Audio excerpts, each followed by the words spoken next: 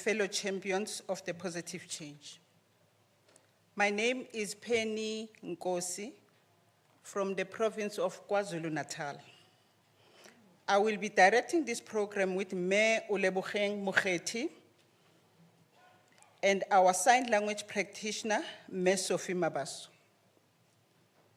Welcome to our event on a create safe space in our workspace, where we explore how inclusive, supportive environment at Unisa foster trust, boost collaboration, empower everyone to thrive without fear.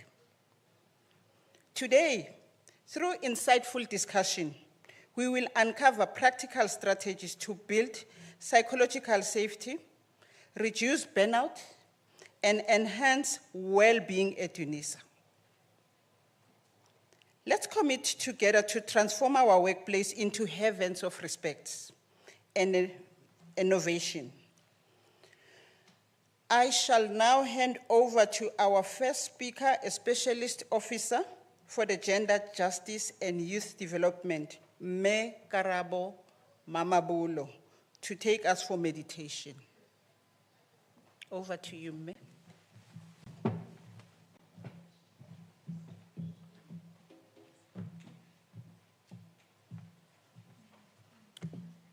All protocols observed.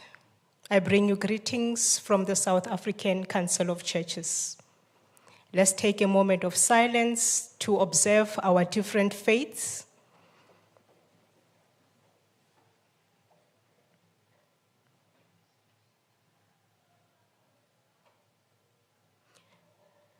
Where I come from in the South African Council of Churches, every Monday we have a moment for devotions. It occurred that one Monday, the program leader did not come, and it was only the three of us in the office. And we sat around the table in the chapel, and the question that came was, how was your weekend? Somehow it happened that the three of us were going through the same issue. One was just experiencing that issue at first hand. The other one was going through it and she just gave up. And for me, it was a long-term experience, which I almost gave solutions for at that moment. But what came out in the session was that we are all wounded as colleagues in the office. Somehow we carry a heavy load in the office, and sometimes we even have the scars that nobody knows about. We ended up realizing that the office has to become a safe space for everyone. And we cannot ignore and remain silent about the abuse in the offices that we come from. So today I present the T-shirt that I normally wear when I have meditations. And this is a symbol of what is happening and our lived experiences in the different spaces that we are coming from. And I read. The T-shirt that I wear this morning represents the bloodshed when a newly appointed graduate was forced to sleep with a supervisor in order to fulfill the one blanket, one contract mandate. This T-shirt represents the moment a female colleague was kicked endlessly because she reported to the boss that she was pregnant.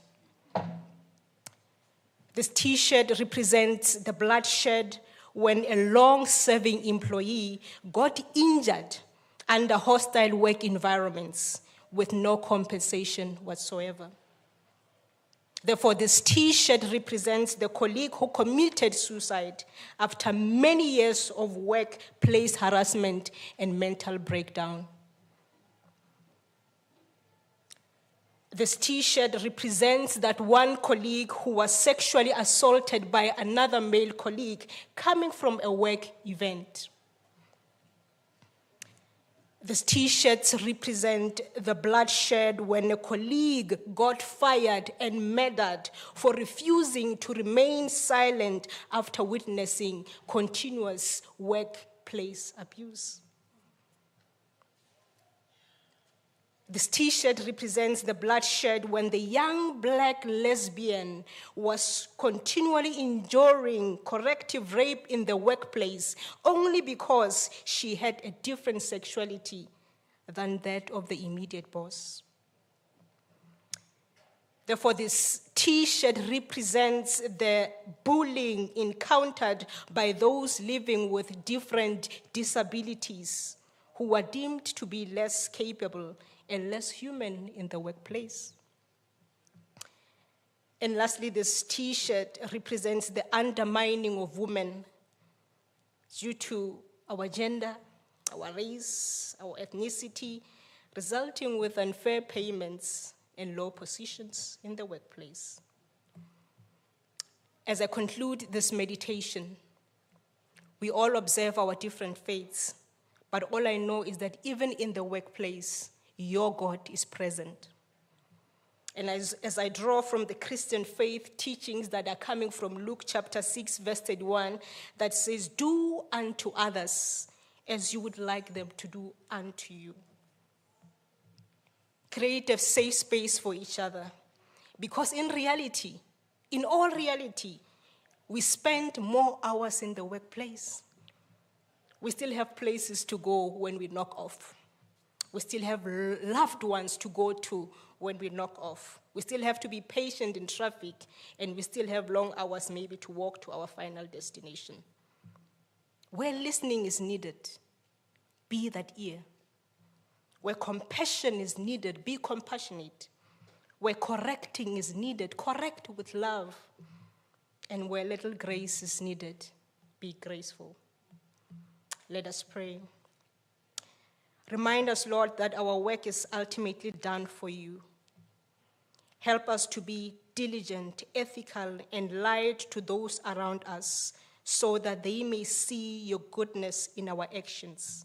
Help us to trust in your provision, and may that trust begin to take up more space in our hearts and mind. Equip us with the patience, the energy, the persistence, and the courage we need to do this work, and remind us of your love for us, no matter the outcome. Amen.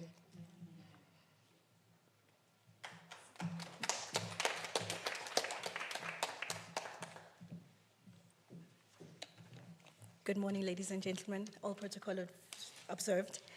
I'd like to welcome next somebody that is standing in place for the VC, the VP ICT. And she's an amazing woman who's recently won an award for the public. You can actually read this on Facebook. I was just doing that right now because she's done such a lot for the university, and we'd just like to welcome her to do the welcome.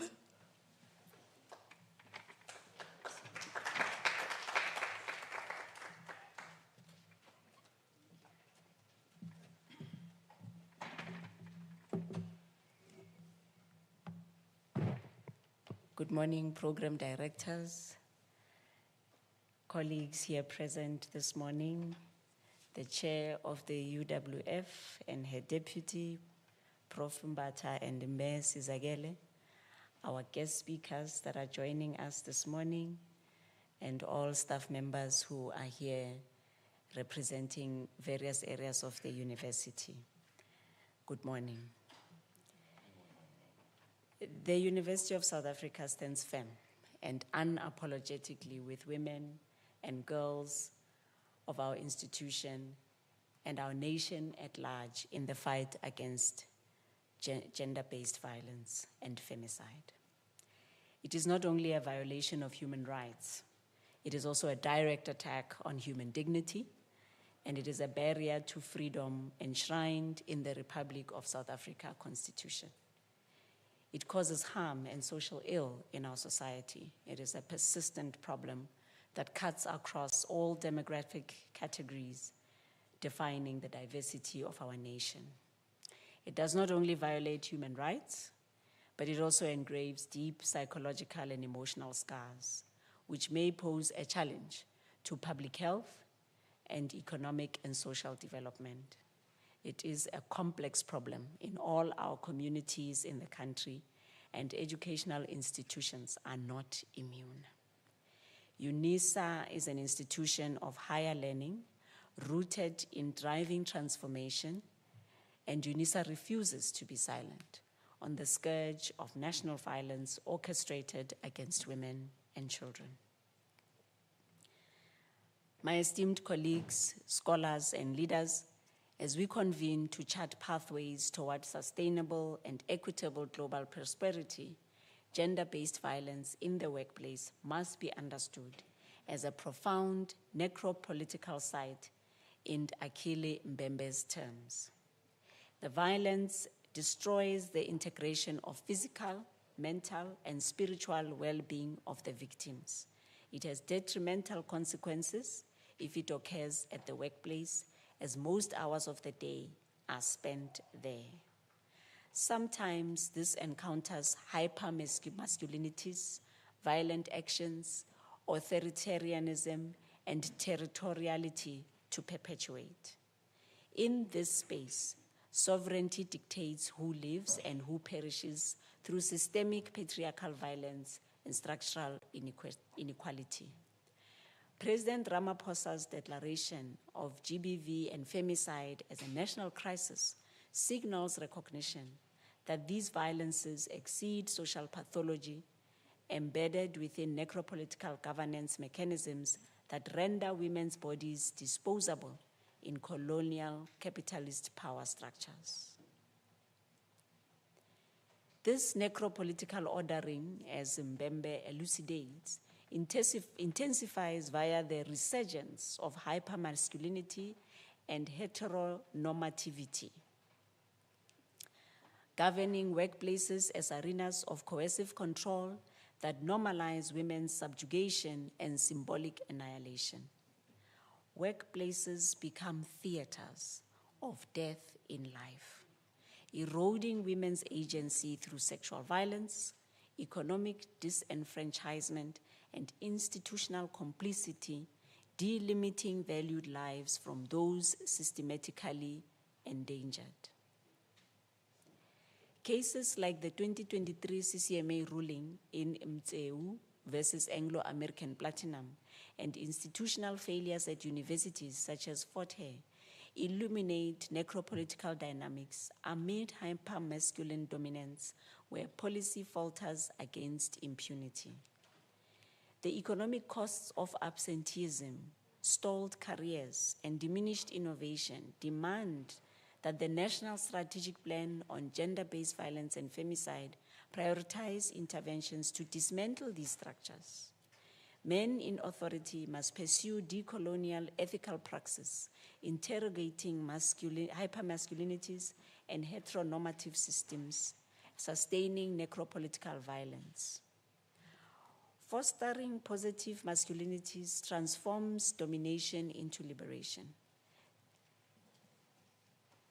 This violence has its roots in the gendered power inequities that have many of its historical roots in the structural oppression and exploitation of women and intergenerationally girls, dating back to colonial and apartheid times with enduring effects into the present. The brutal murder of a female student of female students in both universities and TVET colleges spaces highlights once again the specific vulnerability of students to gender-based violence. Most women experience physical or sexual intimate partner violence, and many have died in the hands of their intimate partners. Sadly, there is a long list of students murdered or violated in the past few years. Combating and eliminating gender-based violence is critical to matching the constitutional ideas of gender equality, human dignity, and the right to life with realities in material lives of our people. I want to remind us all about the Unisa statement of the Vice-Chancellor's Lekgotla on gender-based violence that the university issued on the 12th of April 2025, following on from the Unisa Student March of the 4th of April 2025, as was led by the National Student Representative Council. The students submitted a memorandum of demands calling for the university to do more in the fight against GBVF. The Lekgotla expressed its profound appreciation and affirmation for the leadership shown by the NSRC and condemned the reported sexual violation of little Kwekwe in the Eastern Cape in Matatiele. The university expresses solidarity with the families and hopes that the wheels of justice will grind faster and produce just outcomes. We remain committed to constantly reviewing our curriculum and academic practices to ensure that the academic program is responsive to this social scourge. This includes the acceleration of the catalytic niche area on feminist, womanist, Busadi theorizations and praxis.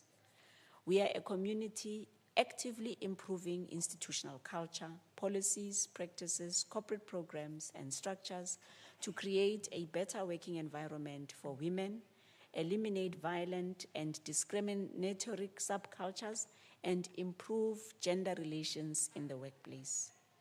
This issue is on the agenda at the university, and therefore real change shall be endeavored and achieved. Unisa is committed to advancing gender justice and equality in all of its regions, strengthening reporting systems and supporting survivors with compassion and dignity, advocating for a justice system that protects rather than re-traumatizes its survivors, and mobilizing men and boys as allies in the struggle for a safer, more equitable society. As we mark this day, we must understand that transformation is not an option. It is an imperative. Let us ensure that women are seen, heard, funded, and protected. May today energize our continued efforts and deepen our resolve to create a society where every person lives free from fear, violence, and discrimination. We call upon every member of the Unisa community to stand up, speak out, and act. Silence protects perpetrators. Action protects lives. I wish you all a meaningful, impactful, and transformative session here this morning. And like the program director indicated, I'm the vice principal for ICT, and I am also the ICT Public Sector winner for 2025 as CIO of the year. Ke a leboga. Thank you.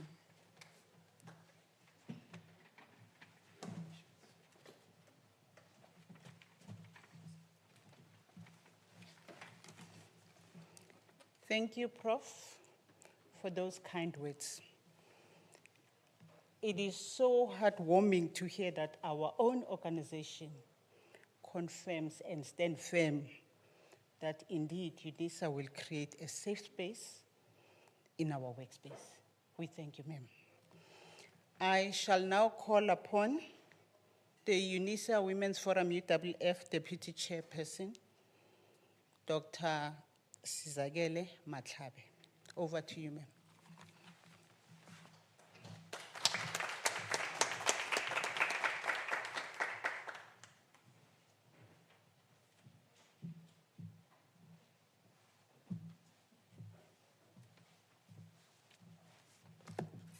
Greetings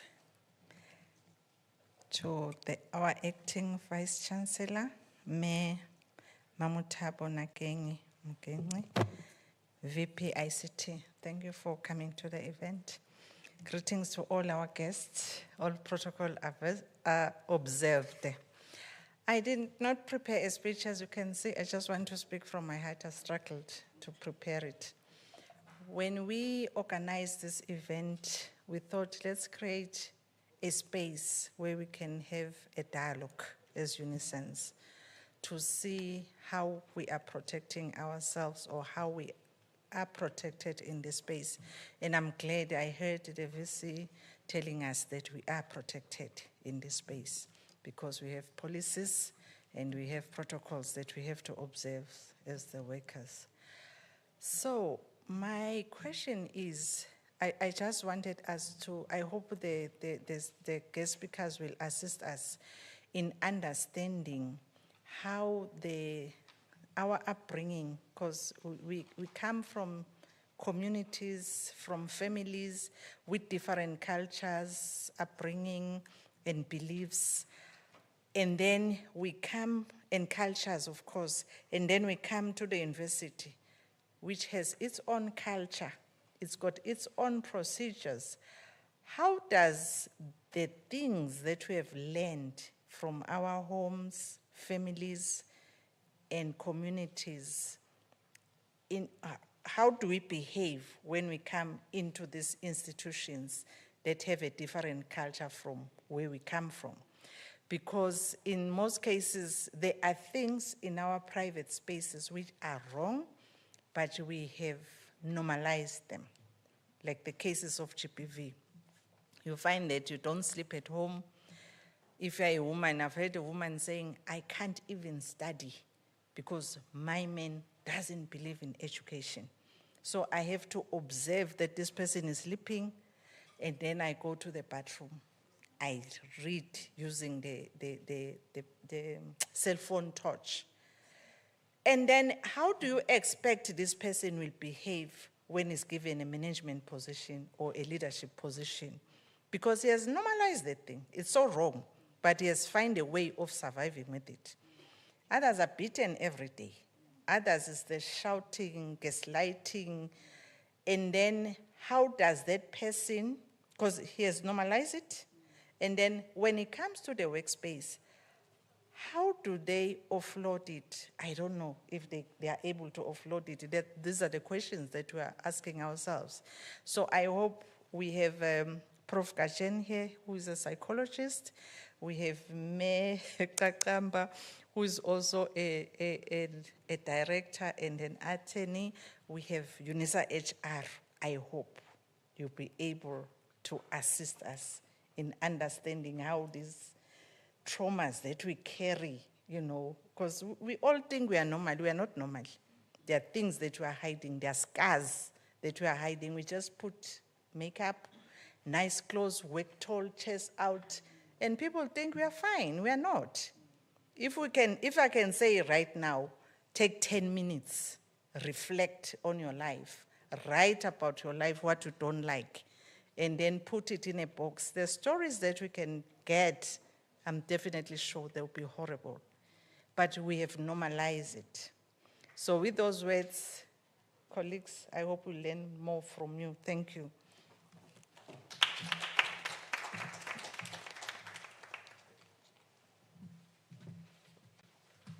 Thank you so much, Prof. Caesar, for that nice setting the tone. You know, I was so excited to welcome the VP. I forgot to actually just thank the lady that did the meditation for us. We'd like to give you a gift. If you just want to come to the front, and we can do that.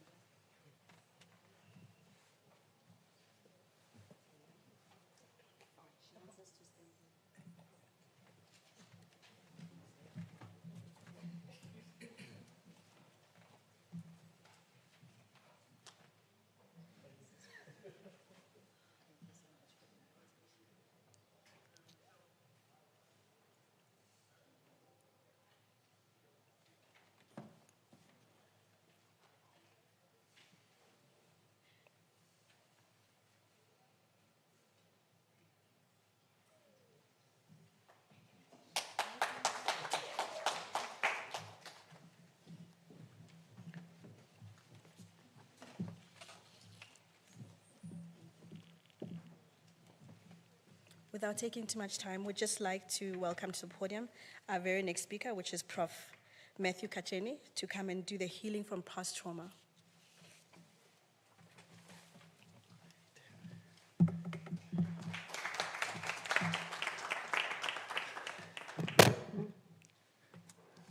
Thanks, Program Director. I suppose I'll go with all protocol observed, because the list that I was given was just too long. It was going to take 5 minutes of my presentation, as I said to Dr. Matlavi. Colleagues, who does not have a past here? Who does not have a past here? Okay, we all have a past. Who has not experienced pain in this room? Pain in whatever form. Who? Okay, we're getting somewhere. Who has a personal shrink in here? I only see one hand. 2, 3, 4. Okay, the enthusiasm has gone down now. You have a past, you have pain, you have trauma, but you are not seeing anybody about it. That's why each and every one of us is a ticking time bomb. You are about to explode, you just don't know. You're just waiting for a trigger, and the trigger will come.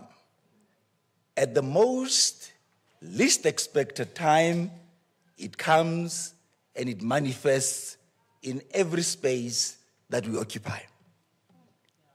So the space that we find ourselves today is to how to make it much more practical to engage more than theoretical. I would give a lecture for 3 days on this part. But today I just have got 15 to 20 minutes to make it as practical as it can ever be.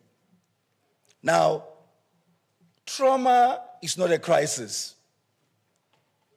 It's more severe than a crisis.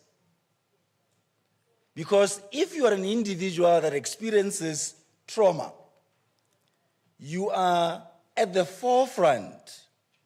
You are witnessing, you are confronted, you are exposed to near-death experience, serious injury, threat to physical, emotional, and psychological well-being.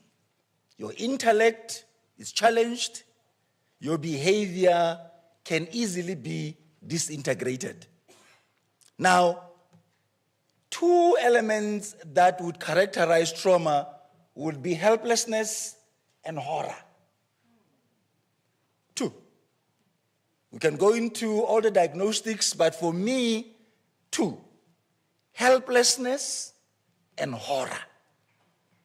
It's horrific. And in that horror, I feel helpless. And the context, whether it culminates into diagnosable diseases or illnesses, it's something else. Earlier, I asked how many of you, with your past, with your trauma, with your pain, are seeing someone. And only about 4 said, we are. But I can bet, how many of you are using sleeping tablets here? Now the number is going up. Now you understand as well to say, now we are taking medication for what we are not necessarily attending to. So we are treating the symptoms, we are not treating the roots, the root cause of why we do what we do. And that's why helplessness, as I said, and horror characterize the space of trauma, of pain, of suffering. Now, when you talk about individual trauma, the psyche, it's a blow to the psyche. It breaks your defenses so suddenly, with so much brutal force that we cannot react effectively, individually. Collective trauma, on the other side, it's a blow to the basic tissues of social life.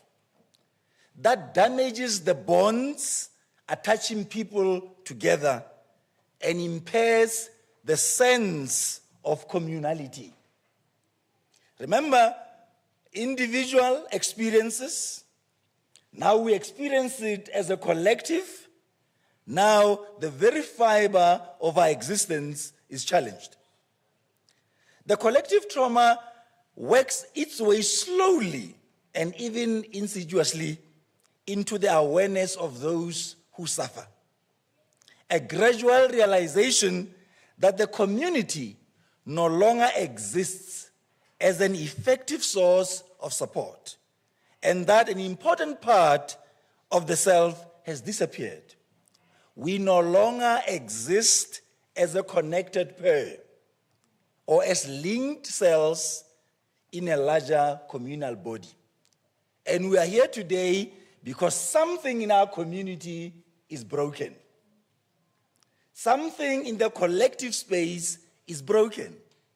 And hence, we gather now to say, how do we re-knit the communal space to understand and contextualize some of these things that we are going through?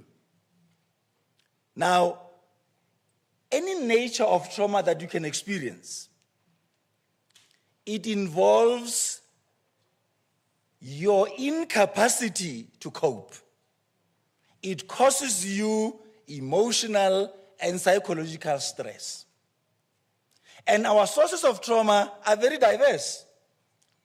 Whether you're experiencing acute trauma, from a single episode, chronic trauma, repeated exposure, chronic, repeated. Again, how many of you are on chronic medication?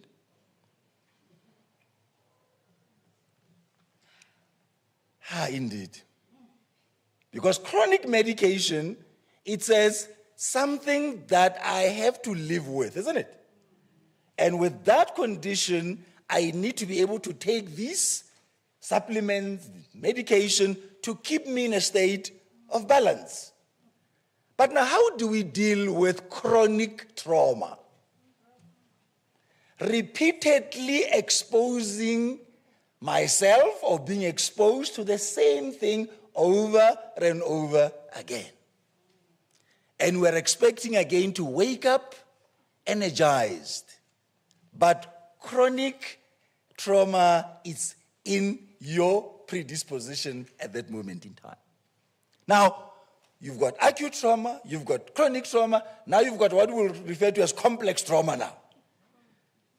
Now, complex trauma is multiple traumas at the same time. Have you heard yourself say, I've experienced so many things at the same time. I wish they can come one by one. I'm just but one human being. Prof says this side, it never rains, it pours. There comes a time like that. Because now it's complex. I'm dealing with something in the context of work, something at work, at home, something in church, something in the society, everything, and now becomes complex trauma, and at that moment in time, it requires differentiated way of dealing with it. And yes, context of trauma, it starts where? Early caregiving. Mother, father, absent or present. In our African space and then large space, aunts, uncles, neighbors, everyone in the space of family. And this context within which we find ourselves as well is that we then marry. Other people in the African context, they say when you get married, those that were put down with old aunties to be told where they are going.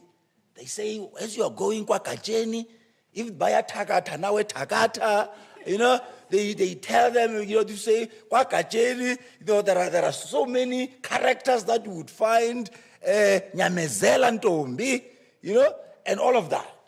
Now that's the context of family, context of marriage, as defined by us, by the values that we then espouse. Now, our first trauma comes in there.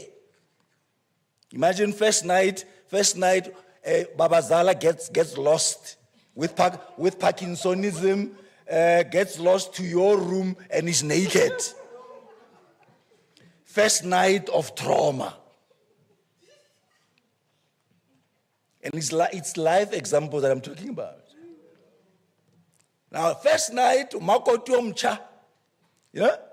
traumatized by a lost father-in-law. Home, family.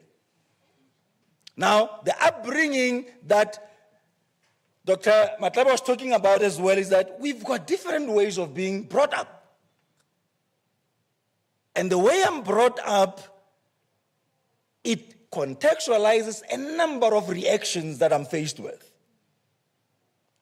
I was raised in a space where there were no boys, no girls.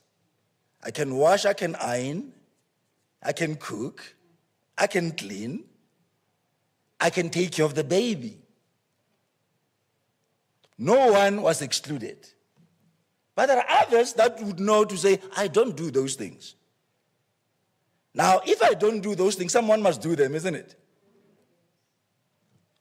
I've got a couple now of 75 and 76 who are struggling with role stereotyping.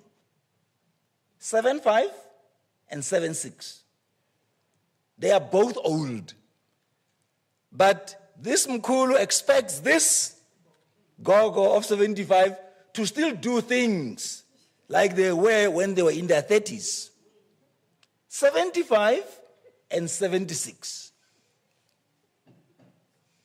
Because of the upbringing. And worst part of it, both retired teachers. You know, at times we stereotype to say the more educated you are, the more enlightened you are.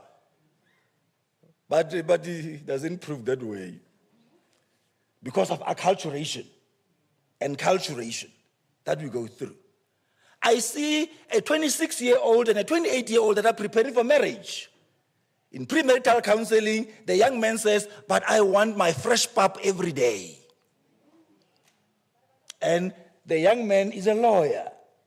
And the young lady is an auditor.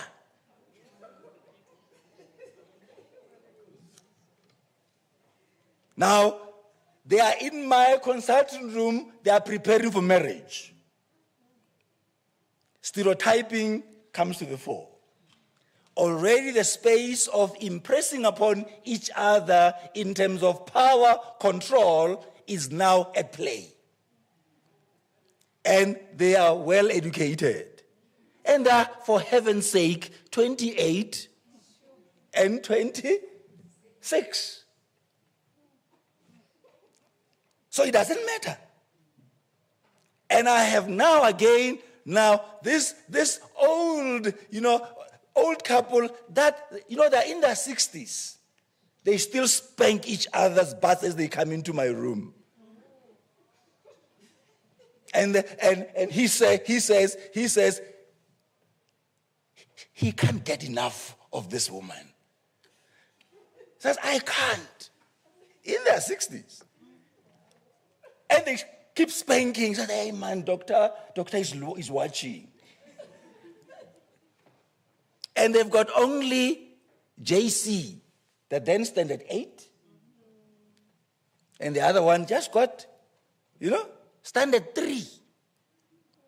But their passion for one another, it surpasses the auditor and the lawyer, who are supposed to be in the 2000s language woke. They're supposed to be woke. And they're supposed to be woke. Now, that's the space now of family, home, marriage. Now you go into a social space, community space that has normalized certain behaviors. Boys will be boys. Favorite expression when men, men will be men, boys will be boys. When we don't come back, and when you see me sitting at the patio sipping rooibos tea with my wife, then they say, that must be a young marriage. When we're holding hands in the mall and says, give them 2 years. This is still honeymoon. Because society, community does not look kindly on things that are going well. Society does not clap on to say, wow, can I take a photo with you? Lovely couple. Because you've seen them very lovely. But because society and community looks at certain things to say they are short term. They are not long term. They are not long term. The other one, as the gentleman opens the door, again, you say, "Hi, Shem, hi, umdlisile." There's something. So, when you do certain things right, communities frown upon it. Imagine my mother comes to my house and I'm wearing an apron, and my wife is sitting there with a cloaky because I said to her, "Hey, whatever you want, baby, I'm in the kitchen so I can hear you." Then my mother comes. Oh, mofeditse. And because we want to go to the tune as well, as soon as I know that my mother is coming, I take the apron off. And we want to swap seats now. No. Now we are normalizing society again, normalizing things that we shouldn't normalize, to say a man should, a woman should.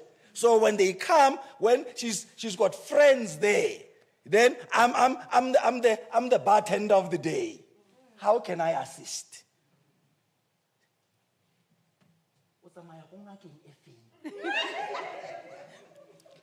Which traditional healer do you go to get him to be this focused? He's focused. He's not going anywhere. Because society expects, in actual fact, our indoctrination, that we expect the bad to happen. We expect that, when the call comes, first call when you're a new Makoti, okay, when's the engine? No, I was just saying hi. Because it's not expected for you to call. When's the, no, Shem, Rodney's all right. Oh, okay. As if it is unexpected. Society creates the stereotypes within which we then operate, and it creates the space for us not to be fully present in our interpersonal relationships. Society, community. And again, us being ashamed of doing the right thing. My mother calls again. Upumakot, she's resting. And what are you doing? Cooking. Tanam. How? But if I say, no, I don't have to report to anybody anyway. Upumakoti, resting, and I'm very busy. Before you even ask, I'm very busy with the kids, can you call later? How?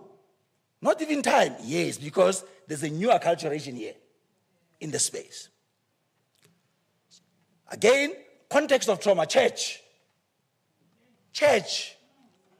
Source of healing. Source of relief. But church can be problematic. And we don't talk about this more. And I'm not talking about eating grass in church is worse. I'm not talking about petrols that we are exposed to in church. Another trauma. How do you go to church to have petrol? Or at home, I don't even get you to clean the house. But there, you go on your knees, having grass. Trauma in church. Trauma in church in a sense that I come to pray, but I know people are looking at me. We go into that space where when you do not have money at the time of collection, you can feel it. Abokacheni say, somlandela ngama 1,000. And you don't have anything. You just came to the house of the Lord to bring these things. Kutu uthole ama-1,000. But aboma-1,000. And it's supposed to be a source of comfort. But I go home feeling inadequate. I go home feeling unwanted. You know? Okay, makuze about 10,000 first. Uyabona bogatsheni man. Then, okay, about 100. Even my demeanor as a priest now, it goes down. About 500 is on here.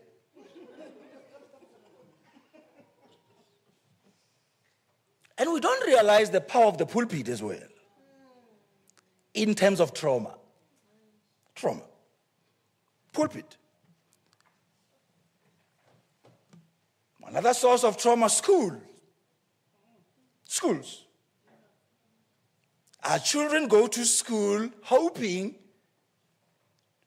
to go into an environment of warmth, of learning, but only for it to be the source of bullying, the source of victimization, and not only by fellow learners, by teachers themselves as well, or educators in the new language. When I say teachers, it just gives away when was I born. So, it just gives away my age. Somebody says, this one, shame. So the question there to say, and the space where we find ourselves, school can be a den of so many things in terms of trauma. A child that leaves home, contextualized right, goes into another community now called school, which can be a source of another space of trauma. And the last one is workspace. And you've spoken about work. Work is where all the sophisticated trauma specialists are at. Remember, we're specialists. Now, specialist trauma auditor, specialist trauma CFO, specialist director HR. I'm not saying you, but I'm here and so forth. We become specialists in terms of now taking through everything in our lives that we bring into a space of impression. Remember, it's a relational space. Now, how you are hurting, how you are happy, how you lead, how you got, it's going to come into impression.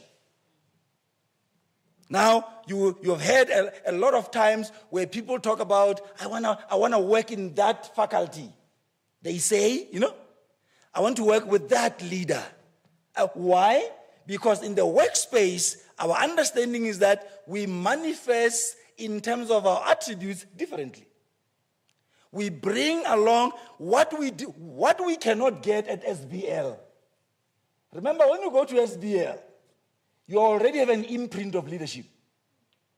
They are trying to modify, to enhance, and at times it's difficult. I've seen people that have been to Harvard Business School. Do they come back like Harvard? I've seen them coming from SBL. Do they come back like SBL? They do. They got DBL, some of them. So at the end of the day, the parts in terms of occupation, it says now there's a manifestation of self. In terms of all that I've been carrying, now it finds impression here. I had a lead, I was given leadership at home. And as I led, mommy was back or daddy was back and gave me leadership. So it does not start here. And you can see when I don't know that if you do induct these new people, as they come to every level. Every level, I'm not talking about every level. As they transit to manager, senior manager, are we inducting them? Surely not. We don't. Because the assumption is that, you've been here long. You understand the ropes. Let's go. And you can see how they are struggling. Because leader of self, leader of others, leader of a function, leader of an enterprise, they differ in terms of competency matrices from a leadership perspective. And our assumption is that they, based on where they come from, they've been there, they're okay. And the space that at work, and at times, now you've got problematic junior staff as well. You won't tell me anything. And that's the problem. Now, whether it's childhood, abuse and neglect, whether it's accidents, disasters, and sudden loss, whether it's violence, war, and interpersonal trauma, the one thing that we know is that there is destabilization. We've got stability challenges that we need to be able to work through as individuals. And in terms of that, remember, at any given point, we've got levels that we then are exposed to. You've got intrapersonal impact within myself.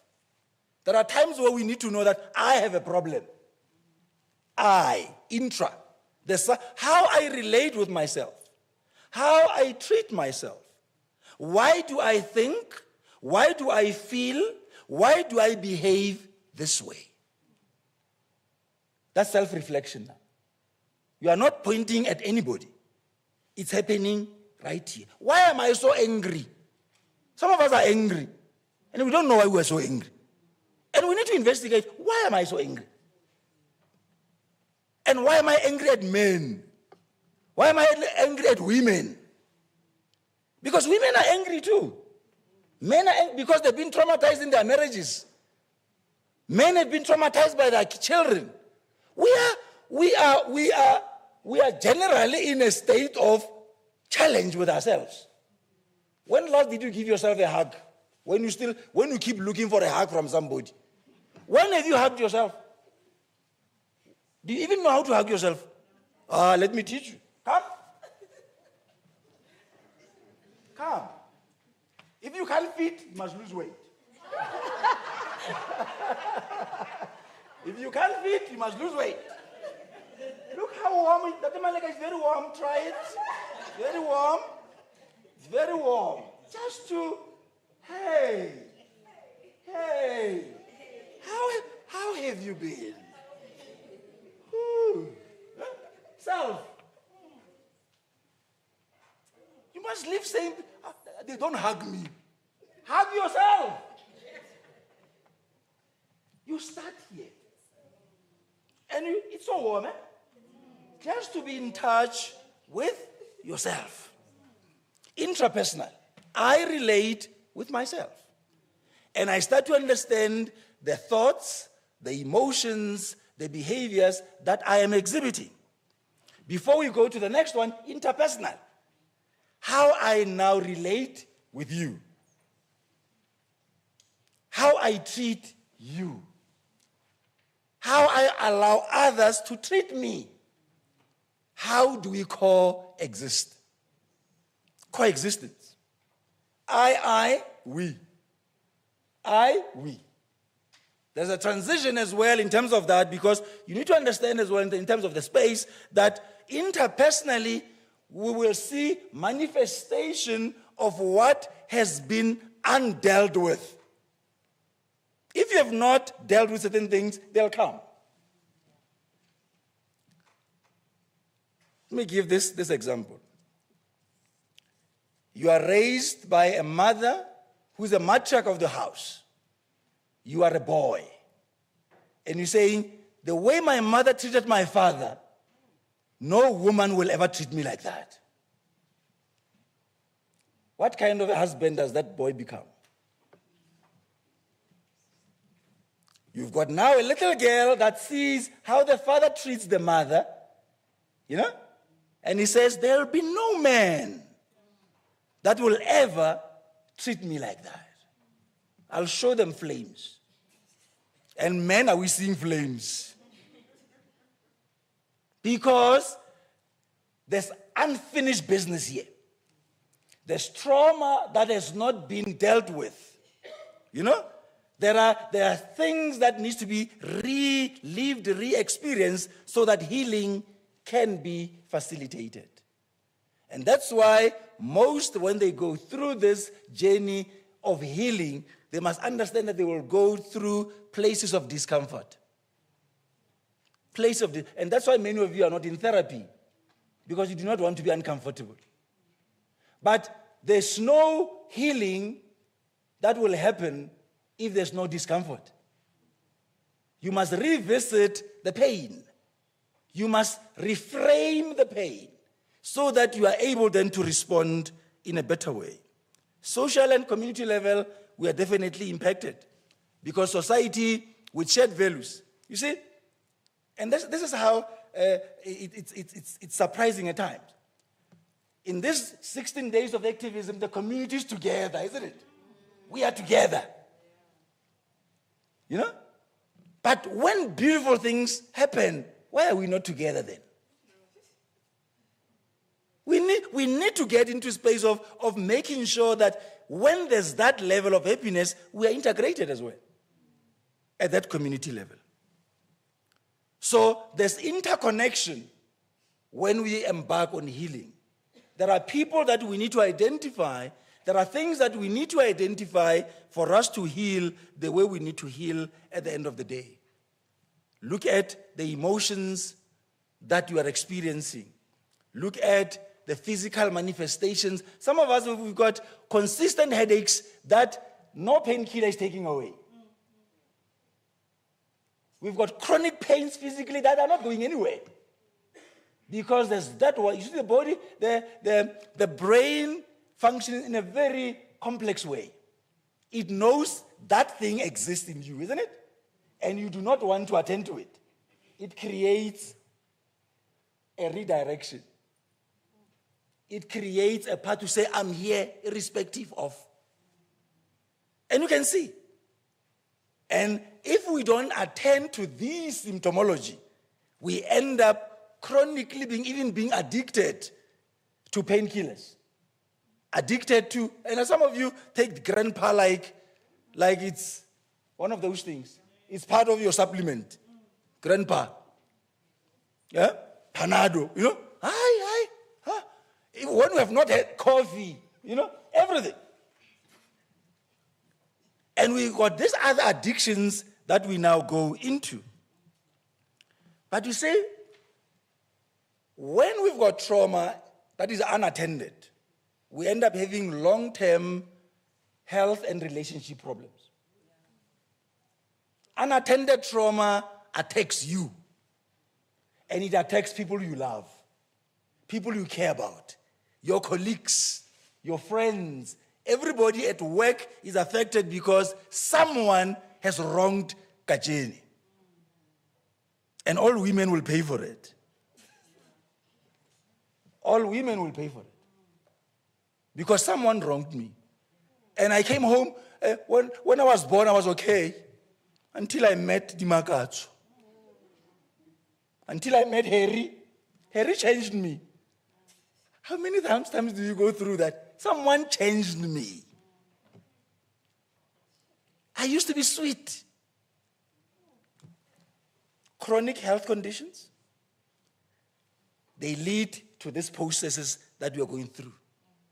We need to attend to them.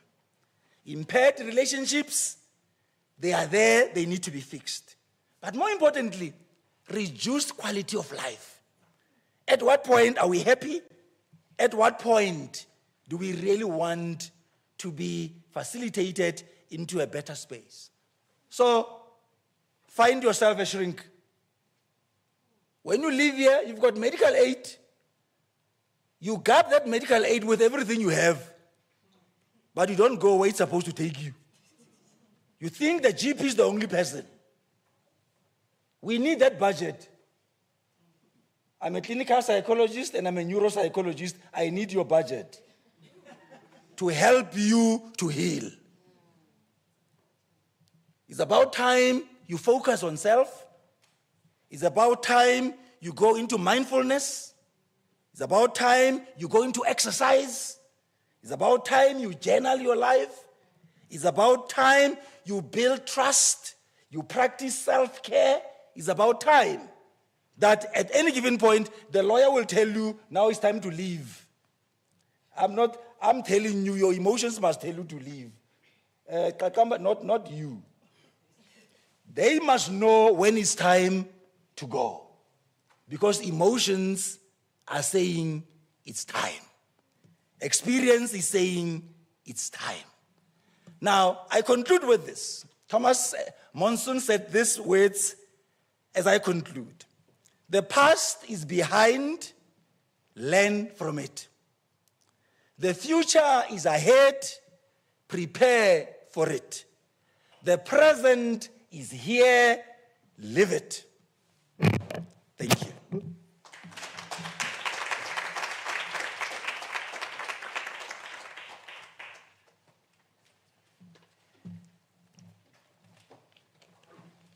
Katsheni, you've said a lot. Who does not have the past?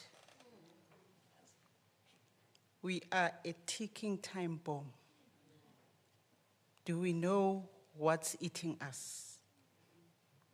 Today, I've learned a new term, complex trauma. We need this, Katsheni. We need to talk more about ourselves. Enkosi Katsheni, I'm not sure whether uKatsheni or uKatsheni, but from KZNC to Katsheni, lang phuma khona. Boya benyathi. Tanomuntu, we need you every day. Prof, please come through. Give uKatsheni a present. But I'd like to challenge our HR. We need more of him every day. Yes. We are all wounded.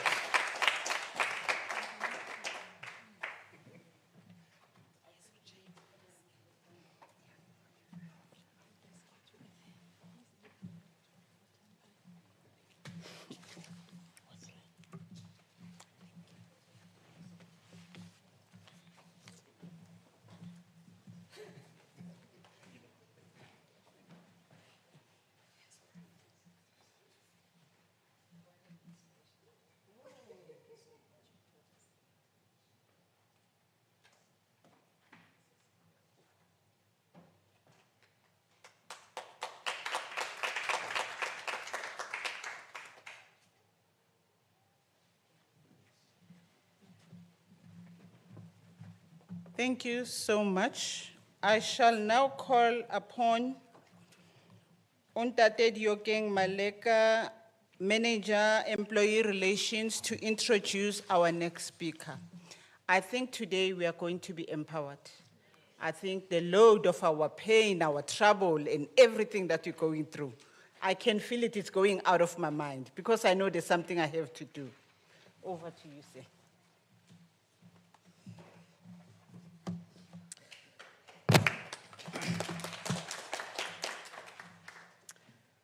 Ngiyabonga siswa. Colleagues, good morning.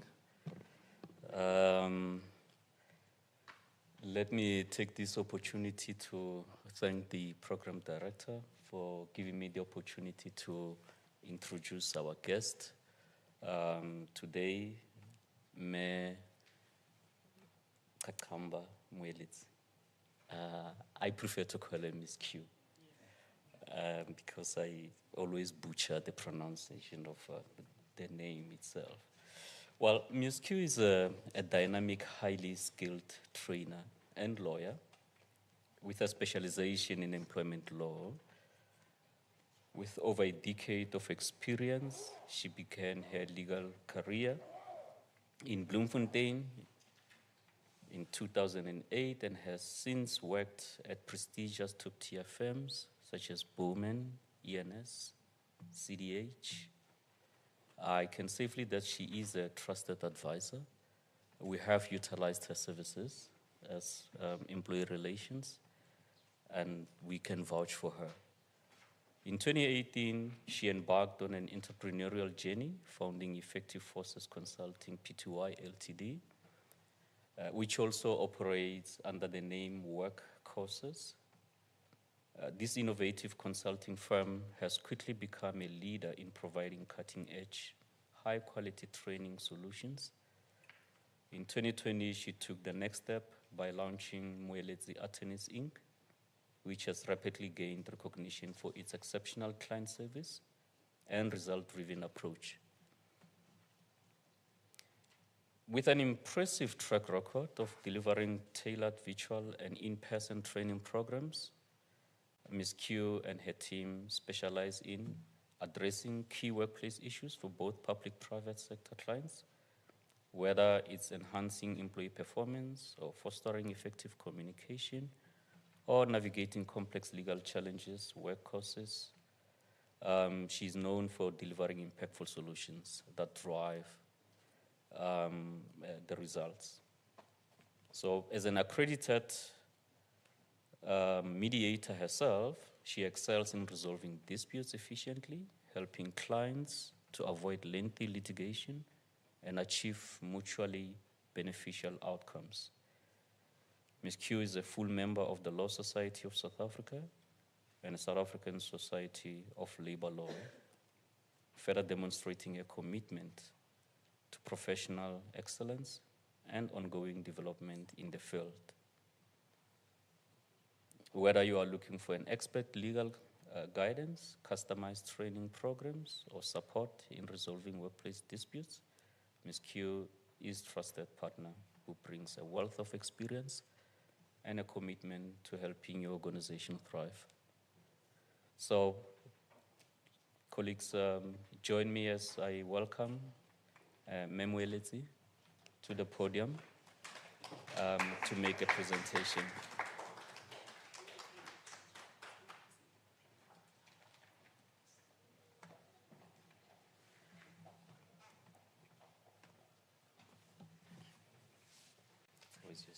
Thank you. Good morning. I must say it's a tough act to follow. Tatuka Jenny has really set a high tone. And importantly, I think every speaker that has spoken here has said a lot to create the context that I hope would really bring the point home today. I've been asked to do a couple of things in relation to today. The first is, of course, bring to fore the agenda of sexual harassment. So we know that sexual harassment is a subspecies, of course, of gender-based violence. And sexual harassment manifests itself greatly in the workplace. So in having the conversation today, I think what has definitely been done so far, ladies and gentlemen, and firstly, maybe I should say all protocols observed. Before I proceed any further, thank you for the invitation. I thank UN Women. I thank Mr. Maleka, who specifically invited me to this forum.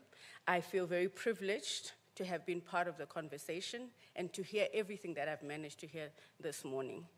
I think, our first speaker, Karabo, really hit the tone, and I hope I don't drop the standard. I really hope I don't drop the standard.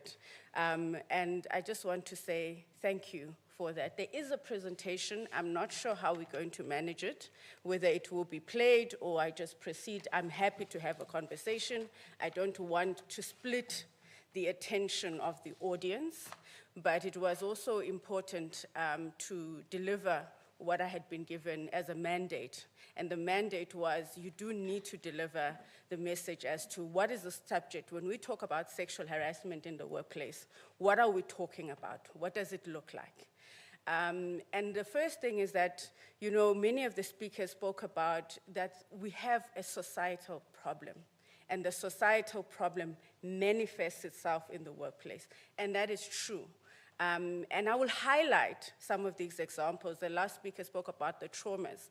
And even in the judgments that I'm going to refer you to, those traumas, they manifest themselves and are explicitly pointed out by the court in dealing with these issues. Now, of course, this conversation and this topic of sexual harassment in the workplace affects all genders, you know, it affects all people of all sexual orientation. But given that we are in the 16 days of activism against gender-based violence against women and children, girls specifically, we focus the conversation today a lot on the issues that affected women. Okay, so let me just get some direction so that I know how to navigate myself. Is the presentation going to go up, or do I just proceed? I'm not sure, because I know we have also a virtual recording. Is it going to be able to come up, or how are we going to? I'll give it a few minutes. So in having this conversation, I'm focused on a specific topic. The previous speakers spoke about other forms of harassment, and I want to acknowledge that there are obviously a variety of forms of harassment. We deal with issues of bullying, which are a significant issue, and manifest itself in some aspects, which you can say in the gender-based violence context. But I've been asked to hone in on a specific topic, and that is the topic that I've highlighted of sexual harassment. As we begin, and I'm just going to take you through the outline, even if it comes up in a minute, so that we can move quickly through the presentation, is that I want to highlight that certainly something that you all know is that South Africa has an abundance of legislation. You know, we are not suffering from a system, even within Unisa. You've got various departments. You've got legal, you've got HR, you've got employment relations. We don't suffer from even a lack of policies, you know. And I wanted to start then by just talking at a high level and giving people information, because what's interesting to me is that when I come across in cases and individuals, some people are saying, I didn't actually know that this is harassment. I didn't know this was sexual harassment. Again, because we come from societies. I mean, I grew up in a township, you know, and in this township that we grew up, we used to people whistling. We used to getting comments. We, you know, from men. We, you know, whatever gender and whatever community you come from, some of these things have, as we said, been normalized, right? So I can also understand when people say, I actually didn't know that I have a right to speak up about this, you know?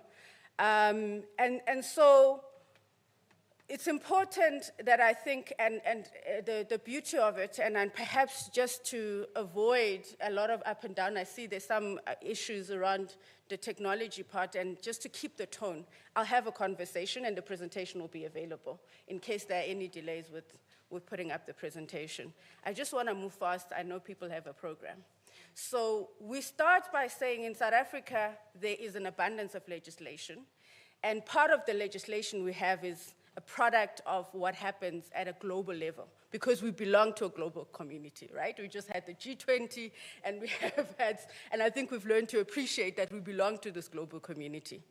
So in the context of this global community, we have what was known as an ILO convention that dealt with elimination of violence and harassment in the workplace. It was convention number 190, right? And this convention recognized the challenges that come in the form of discrimination that create limitations in the workplace, okay? It creates limitation in the workplace, and predominantly, and this is what this conversation is going to highlight and speak to, predominantly these issues affect women, okay? The examples and the case law I cite relate to women. It doesn't mean it doesn't happen to men, okay? So the first thing is that the law recognizes in context that these happen to different genders, but what we see from the case law, what we see from the data, is that these issues affect women. Sorry, can you assist them, please? So that's the one aspect that I want to just highlight as we go through the cases, that the legislation protects everyone. And as much as some of the conversations and examples and tones, we'll be addressing that. So we have, obviously, in South Africa, the Constitution. So everybody will be quoting all the time when issues happen. The Constitution guarantees us certain rights, and in the context of the workplaces, it guarantees us fair labor practices, okay? And that's where most of these issues come from, because many times people will say, it's my constitutional right. But they don't always understand the context and what this comes from.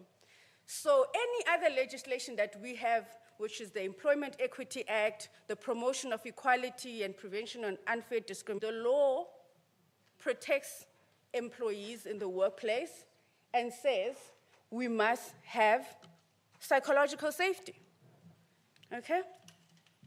And what many people don't always appreciate and recognize and realize is that as much as many of these cases arise from power dynamics, right?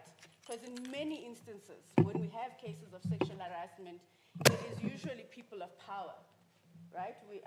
The speaker, Karabo, spoke about, is it the blanket? I thought this is the first time I'm hearing this terminology. One blanket, one contract. One blanket, one contract. And that speaks to that language of abuse of power, the quid pro quo. You give me something, I give you something in exchange. A lot of it has to do with issues of managing the power dynamics, right?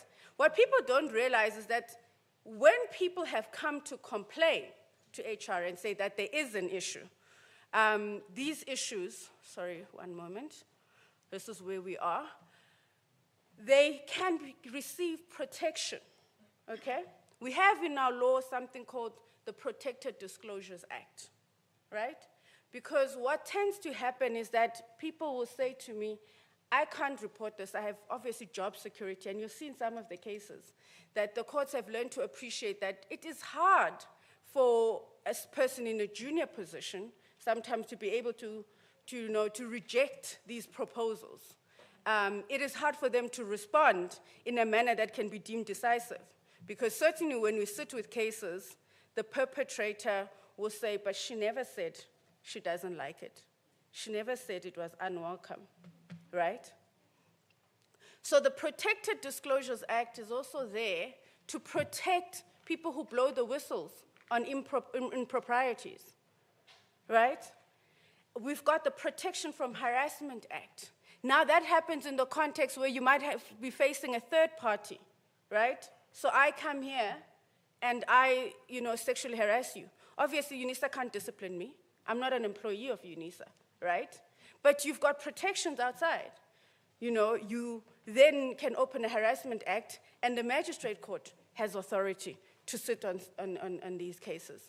So in the context of South Africa, we certainly have a body of legislation that can be triggered in many instances. Right?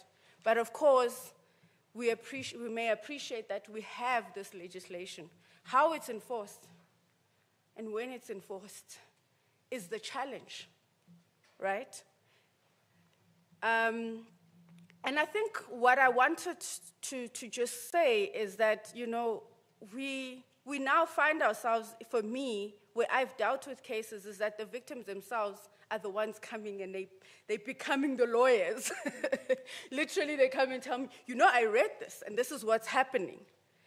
Not that it's what is expected.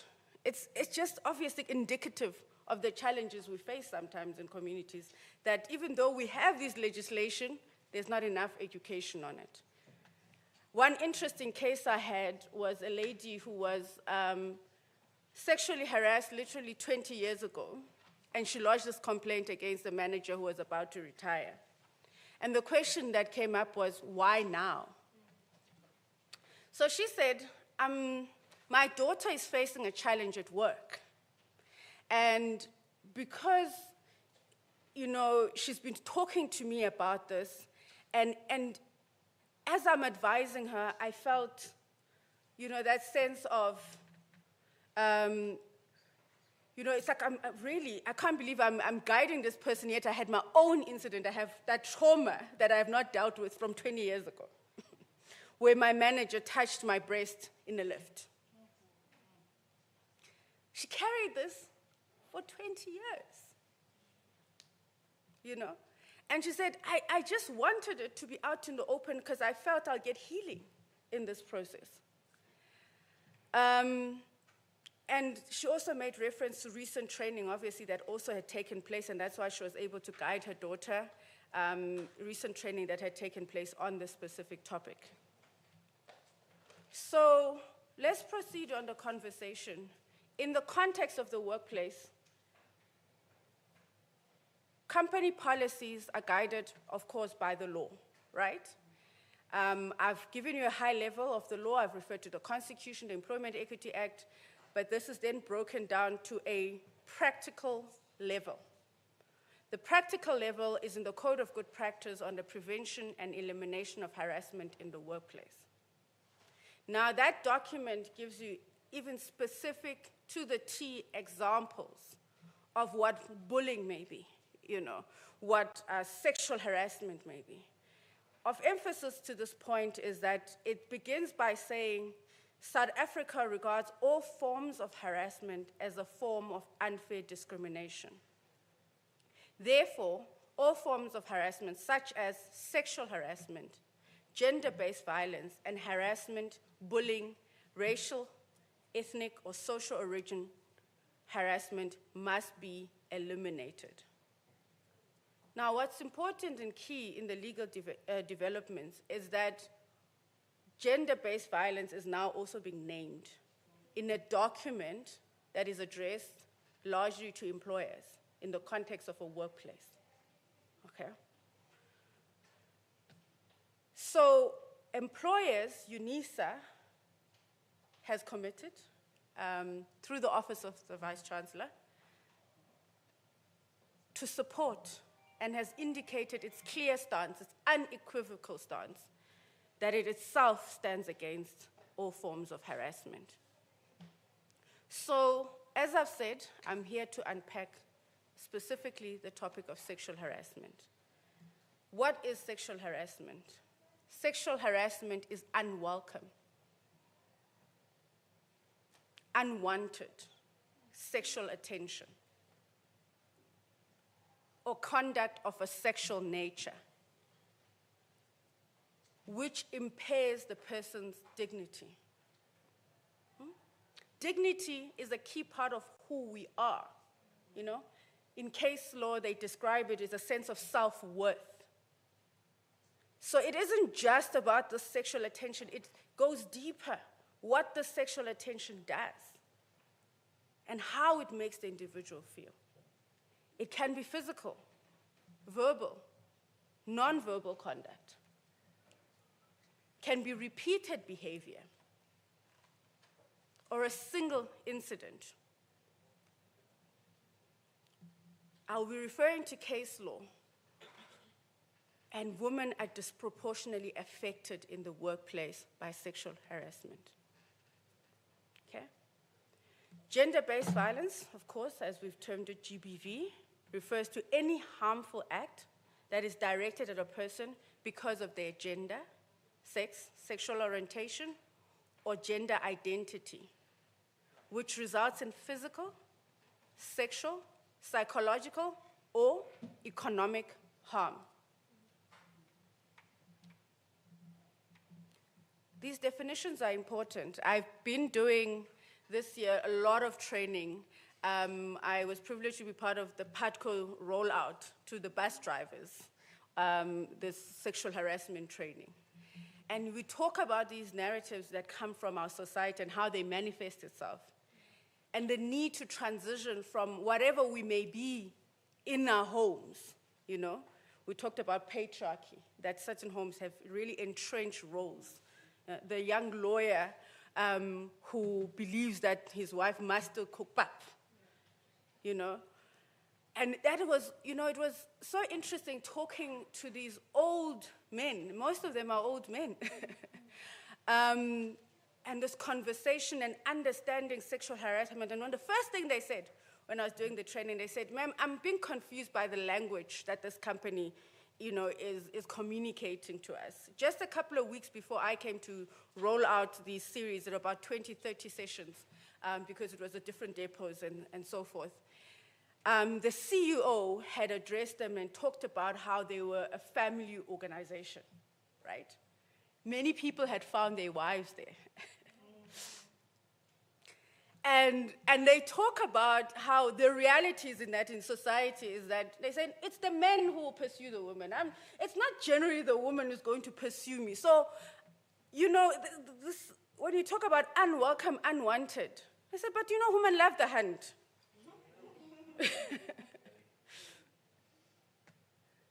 But what was interesting is that the more we unpack that to say, let us appreciate that times have changed.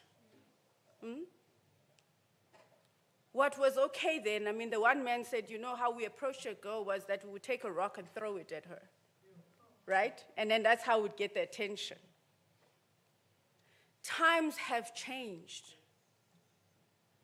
And a lot of speakers, everybody actually who spoke here, talked about the fact that we spend a lot of time in our workplaces. That gives us an opportunity to transform our societies. If we speak enough that people understand what is expected now, let's not keep going back. I think it was even a Bible verse that was being read about the past. Let us not keep going back, but let's look forward. A lot of you have traumas, I've heard. They've been disappointed by this very institution. But what is important is that we begin to say, this is the definition of, it's unwelcome, unwanted, even a single incident, which means that there's an expectation that you should know, right? You should know what is right or wrong if it's a single incident, right? And I'm going to unpack some of this, hopefully, as we go through some of the case law. And most importantly, actually, Mr. Maleka is going to unpack what the Unisa policies and procedures prescribe. So I'm going to start with something that we talk about a lot because, in my role as a lawyer and as a consultant, I am a chairperson in many disciplinary inquiries, or an initiator, the prosecutor in the disciplinary inquiries. And the key thing is that when things happen, people say, no, I thought everything was okay, and there's sometimes a lack of appreciation of what has happened. And let me tell you, the court is very unequivocal about what sexual harassment is. It says sexual harassment is the most heinous misconduct that plagues a workplace. Not only is it demeaning to the victim, it undermines the dignity, integrity, and self-worth of the employee being harassed. The harshness of the wrong is compounded when the victim suffers at the hands of his or her supervisor, right? Sexual harassment goes to the root of one's being and must therefore be viewed from the point of a victim. How does she or he perceive it, and whether or not the perception is reasonable?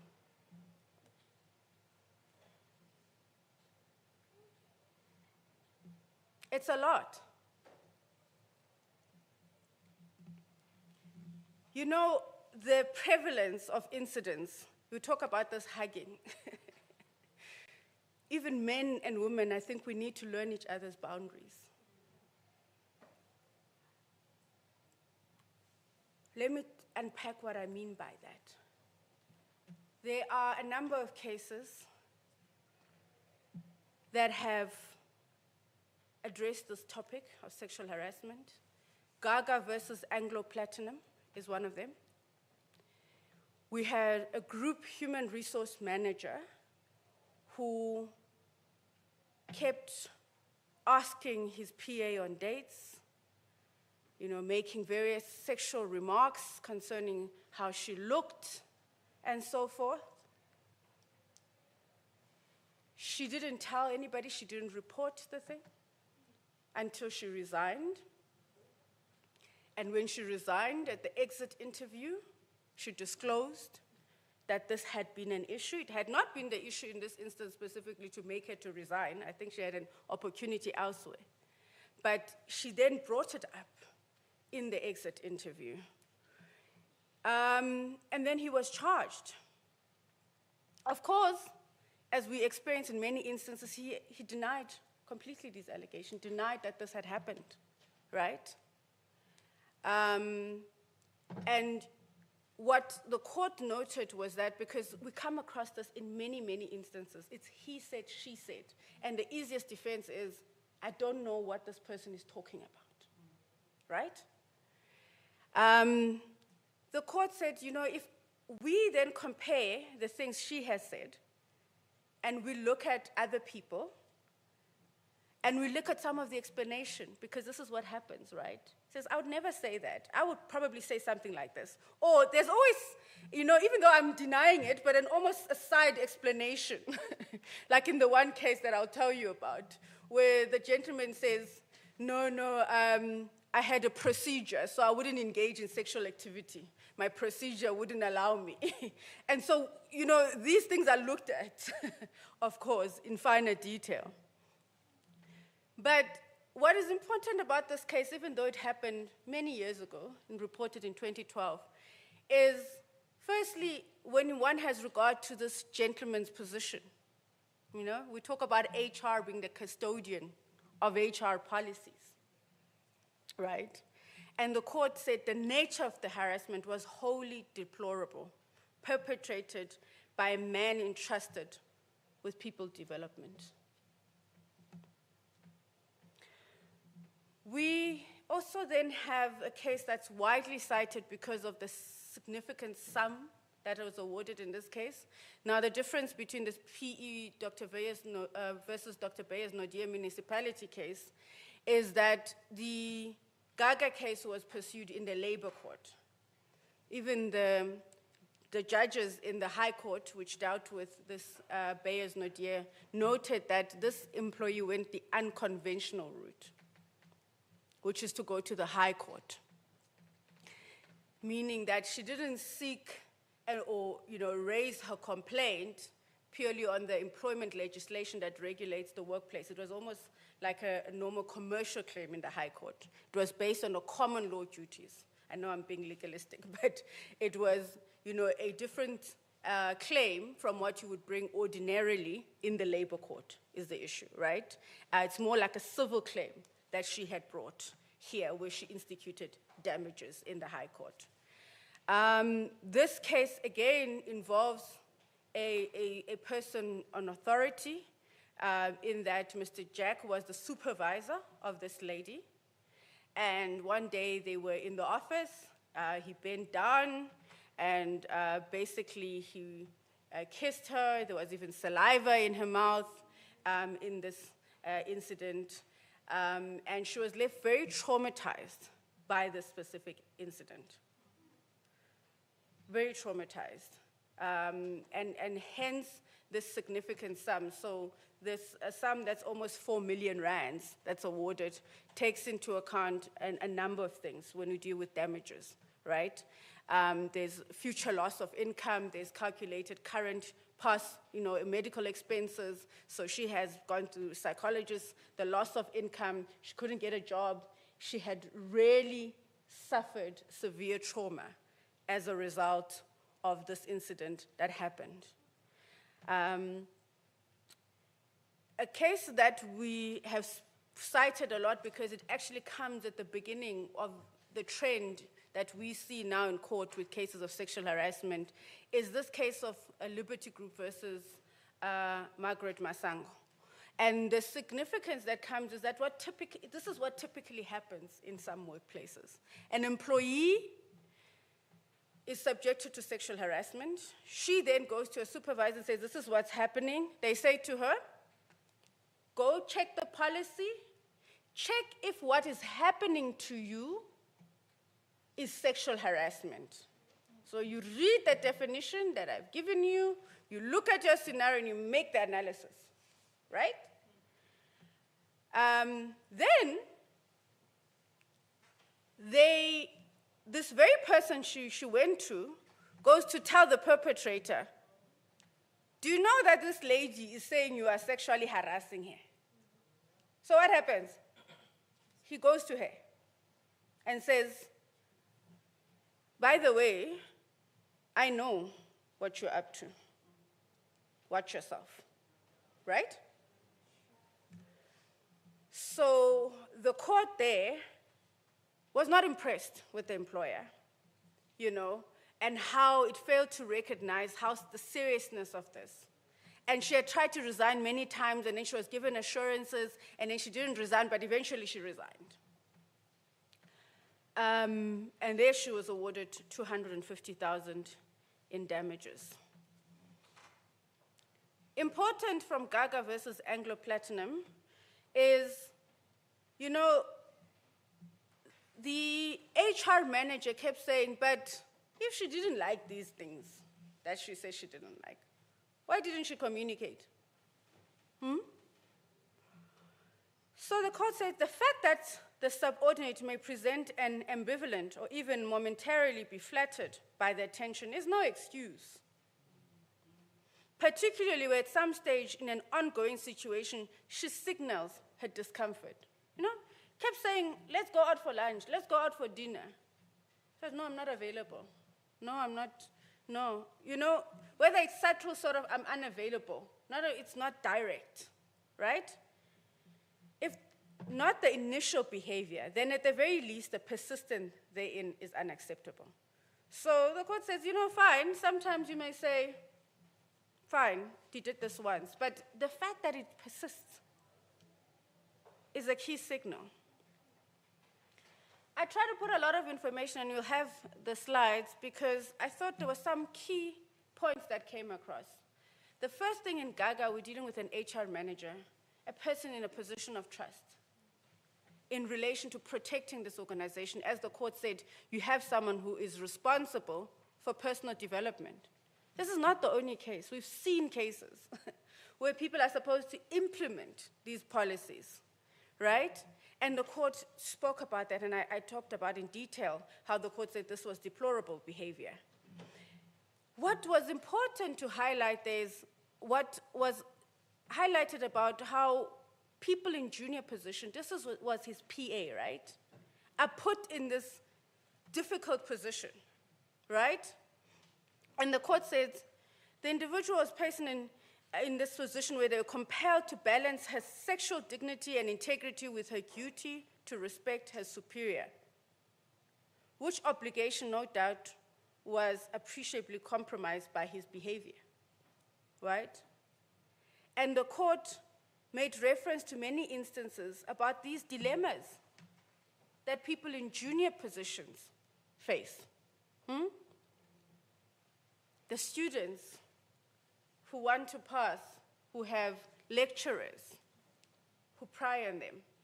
You know, the one instance, a matter that I did in Cape Town, the gentleman had a brain tumor and, you know, had his own problem, but he leaned a lot on the administrator, almost like a PA, but was an administrator for the whole factory. And it seemed that in this process that he kept talking to her about what he was going through because he was divorced and leaning on her, he got to a point where he was giving her sexual attention.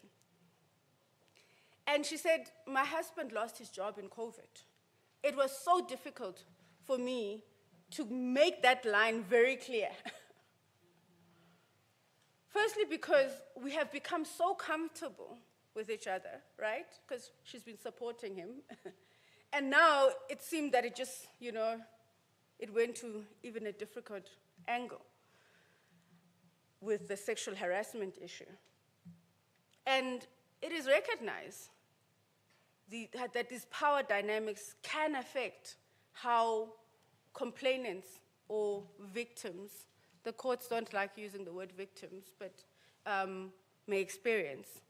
Going back to PE versus Dr. Bayer's Nodia municipality, Jack, as I've mentioned, was a direct manager. And one thing that had happened is that despite her complaint on sexual harassment, he was not suspended.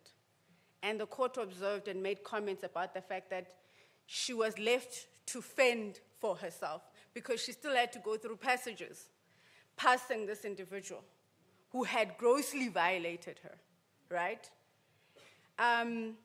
It said the municipality took no steps to support or empower her. She was offered no counseling or assistance.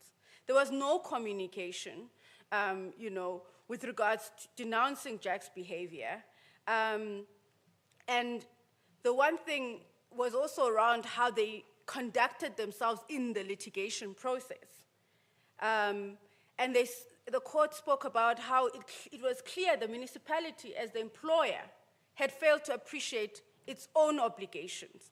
And it gave itself the impression that when it eventually did discipline him, but we disciplined him and we dismissed him, what more do you want? Hmm? And let me tell you, it is how most workplaces work. Huh? I spoke about Liberty, regional manager, various incidents, the perpetrator is told what's going on. It is really a difficult position that individuals find themselves in the workplace. Now that I've painted a picture around the challenges that these victims face, I wanted to go back again to reaffirm that this behavior is not in line, it's not supported by the law, right? The fact of the matter is this conduct affects and undermines people's dignity. People think it's just a normal, we're in a township, a KZN, I just did training there, and they were saying, but you know how it is, the Zulu men will always say, "Dudlu ntombazana." We're praising you, we're showering you with love. Why is this offensive, right? And then you have a young woman saying, no, why, it's like you're sexualizing me. Whether it's based on her trauma. There was an incident where someone had, I don't know whether by mistake or something, but he pressed his shoulder against the female's breast, right? And it could have happened by accident. It could have happened that he was going past. I don't know the context. But sometimes the response is heightened by the victim's trauma, right? And a man could touch you by mistake and it can be okay. But someone else who carries trauma, that has, a different spin on it for them. So the law talks about dignity and it assesses these things from a subjective aspect. So yes, we must look at it from a victim perspective, but then we must filter it still because of this trauma, right? I talked about different people who respond differently, right? And this is where there is also an objective element, right? So it's one thing that this is how you feel upset, you're humiliated, I felt degraded. But then it is assessed whether can this, would a reasonable person also have acted in this manner? When I was doing my training, the one lady said, in this depot, one of the depots, we don't have these problems at all. You probably find it where we have the younger people, the younger generation, right? But here we don't have these problems. And as the conversation goes on between me and her, I'm like, oh, these pants look absolutely beautiful on you. They look stunning. She says, you know what? I don't wear skirts here at all. At all. I'm like, really? Why don't you wear skirts? You know the one day I was walking down the passage and this man was following me and he was looking at my legs. And I turned around and I said to him, don't rape me. Stop raping me. Didn't she say there were no problems here? Right? So obviously generations, this is an older lady, she's close to retirement. And the law therefore has an objective filter. So there is a subjective element to appreciate, but there's also an objective element that this conduct will be assessed against. I want to then refer you to another important case that gives us huge guidance on this topic, and that is the Rustenburg Platinum Mines Limited versus Wasa on behalf of Peterson and others. It says the following: the lessons coming out of the global anti-sexual harassment movements mentioned elsewhere in this judgment are that the so-called victims of sexual harassment react to their own ordeals and circumstances differently. And in most instances, long after the fact. Astute lawyers will always attack the credibility of the complainants because of the time lapses between the incident and when they get reported, and the inability to prefer specifics or corroborating evidence. There is, of course, always a danger in accepting at face value that an incident took place simply because it was reported immediately thereafter. The consequences could be dire for both the accuser and the accused if the allegations are found to be without merit. The stigma of being a sex pest remains forever, even if in the end the allegations are found unsubstantiated. There is, however, even greater danger when it is not accepted that the incident took place because the complainant took long to report it, or that he or she cannot recall the details with clarity. A lot is said in this context, but the key thing is that a lot of people will say, but why didn't you report it? And one thing that has come across in presenting, there is no perfect victim. Even the one who laughed with that awkward giggle. And this becomes more clear as we deal with another case. I'm not going to say too much on this. Mr. Malika will unpack most of this, but what is the expectation that you should have on your employer? Important is to provide a safe working environment, right? One that is free from harassment. It must put in place policies and educate employees on policies dealing with harassment, because the question was, these things come from our communities and they display and manifest in the workplace, right?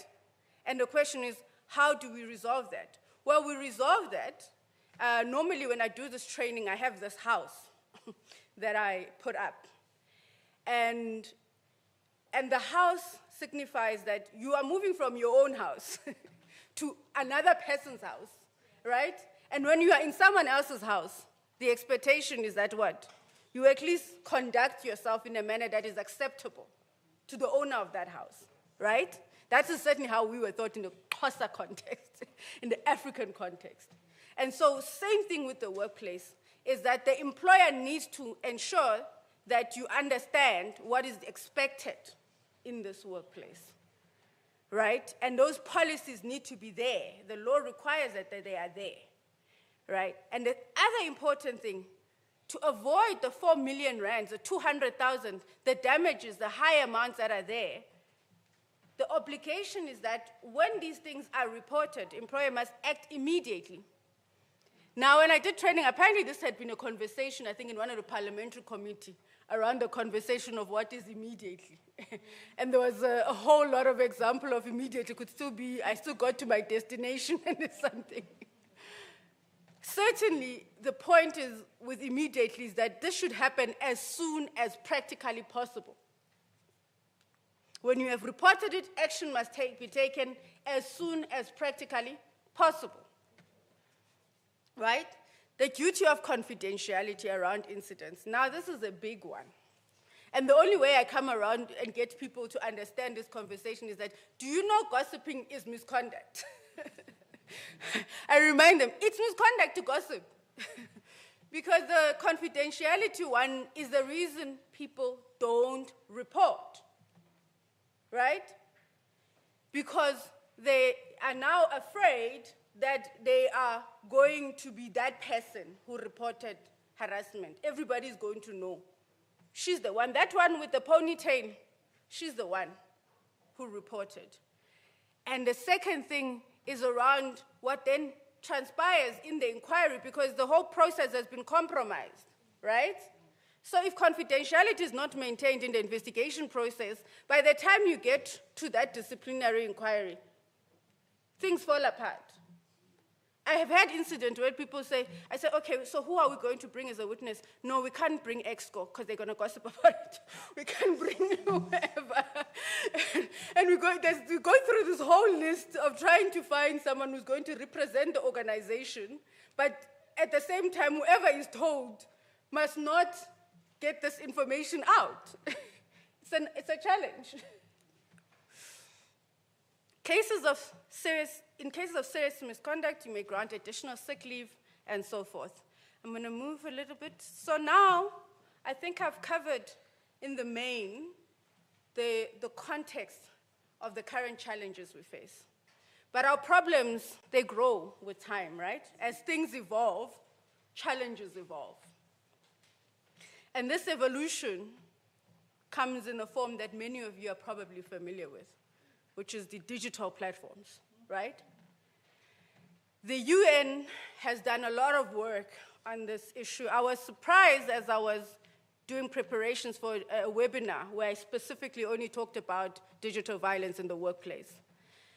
At the level of research and how much tracking they've been doing globally to understand this phenomenon of what is termed digital violence. And the recent report that came out was highlighting a number of things.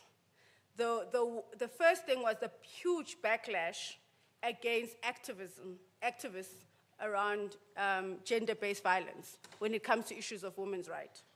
Now, the backlash comes, obviously, many of you appreciate on the conversation, why are we prioritizing women? So when you try and say something like, but, so that is one of the challenges that's also been identified. But the reason why we prioritize women is because the issues predominantly affect women. They have discovered in their research. And they say 38% of women have experienced online violence. Personally. 85% said they have witnessed it. So it was happening to somebody else. Up to 95% of online defects are non-consensual pornographic images. 99% of those targeted are women.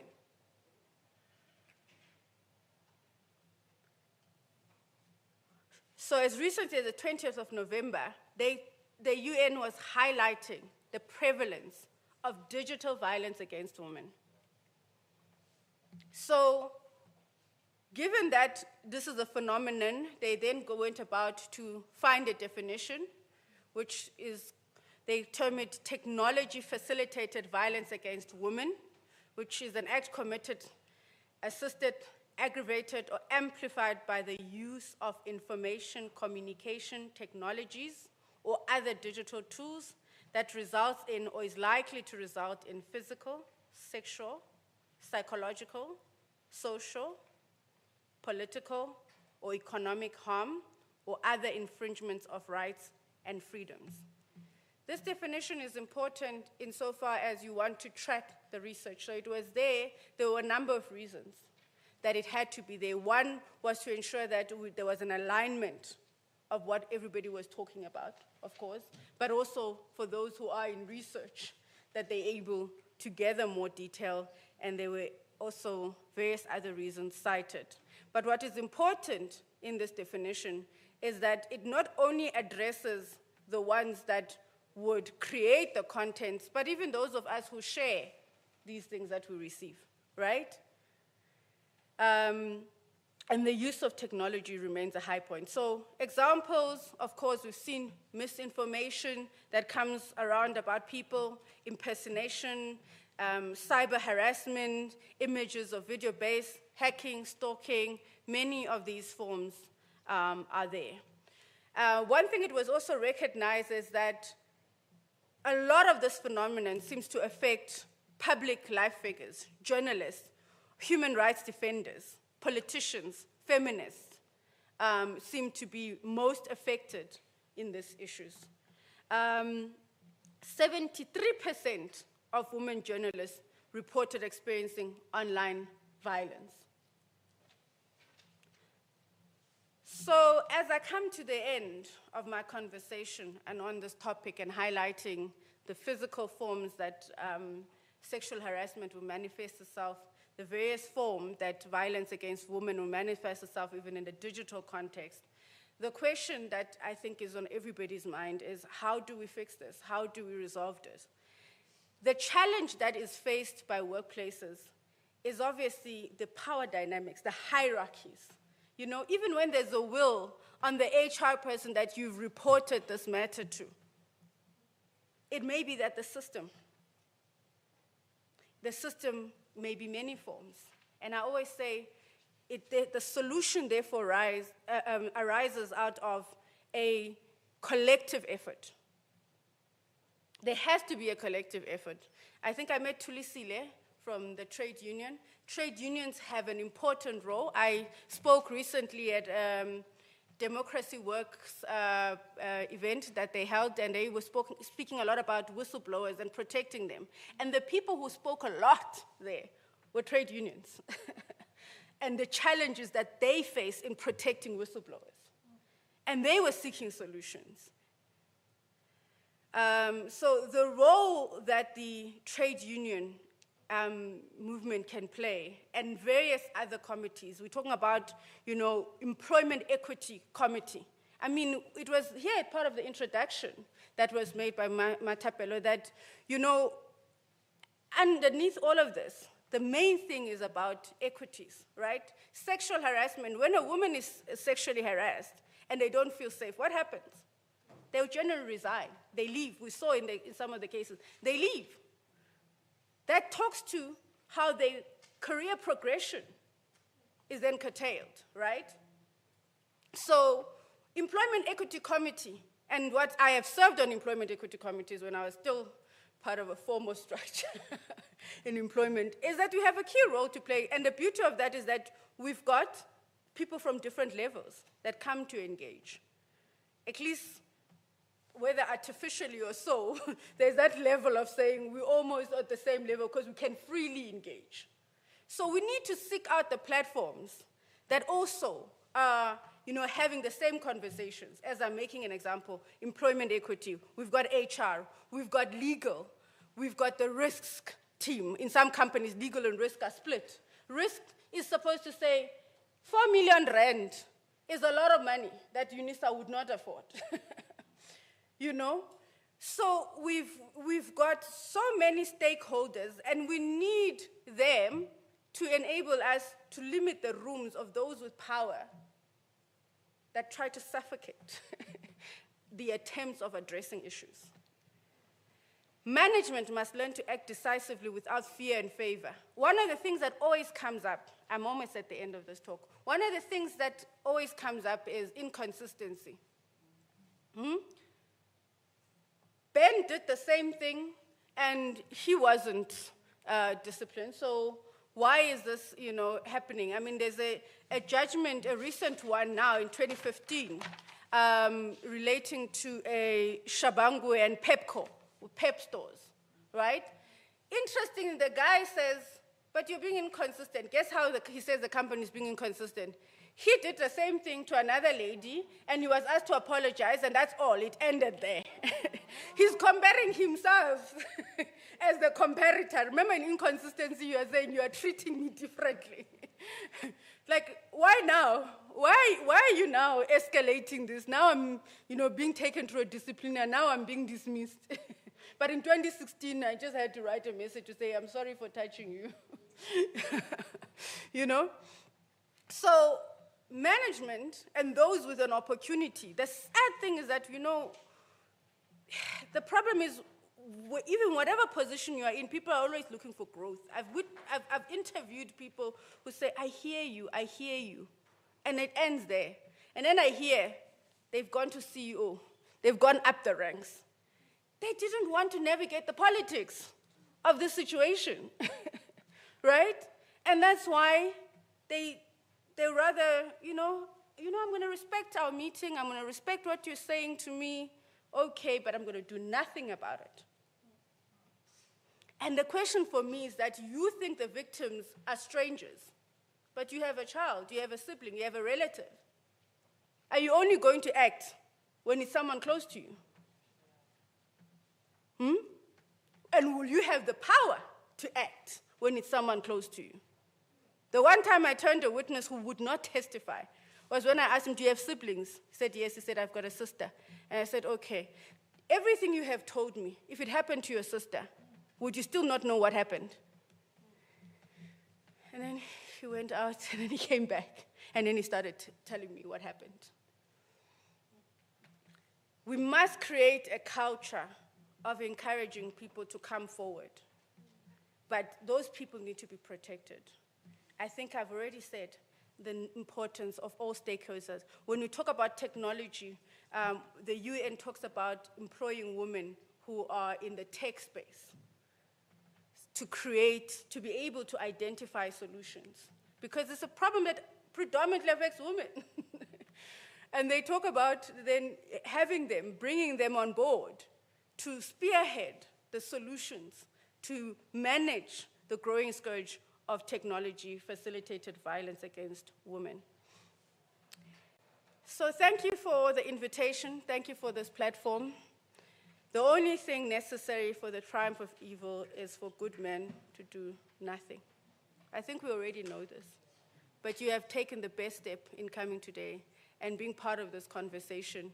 And may you continue to hold up your sisters and your brothers and the LGBTQI community as they fight their fight. Thank you.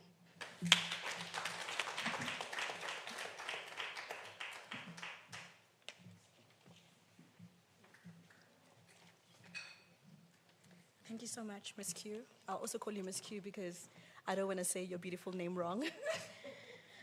That was very insightful and a very deeply important presentation. You've reminded us about how gender-based violence and sexual harassment in the workplace are not just HR matters, they are legal, ethical, and human rights issues that require firm action. And you know, when you said women in tech, I secretly just winked and clapped my hands, and I was like, we got her, and that is the, VP ICT. So thank you so much, and with that, I'd just like the relevant people to hand over your beautiful gift.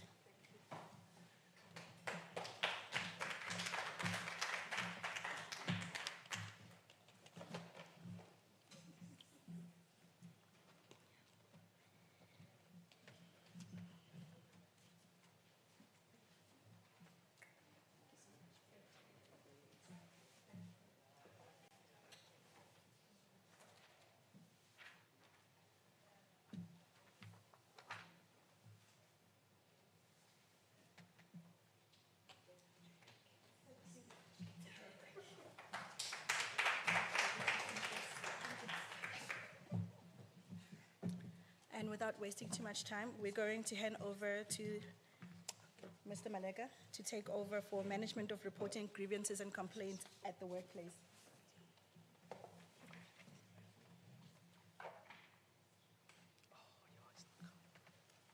Thank you.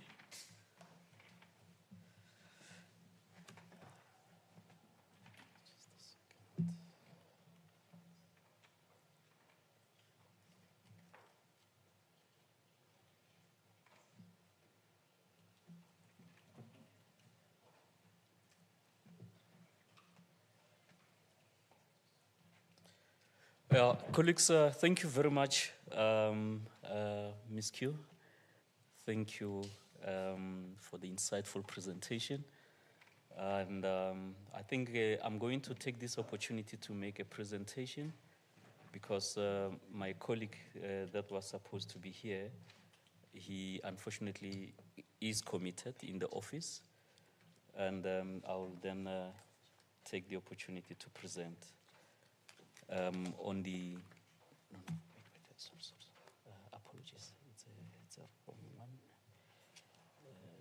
It's not in capacity, it's, yes, it's the one, yes.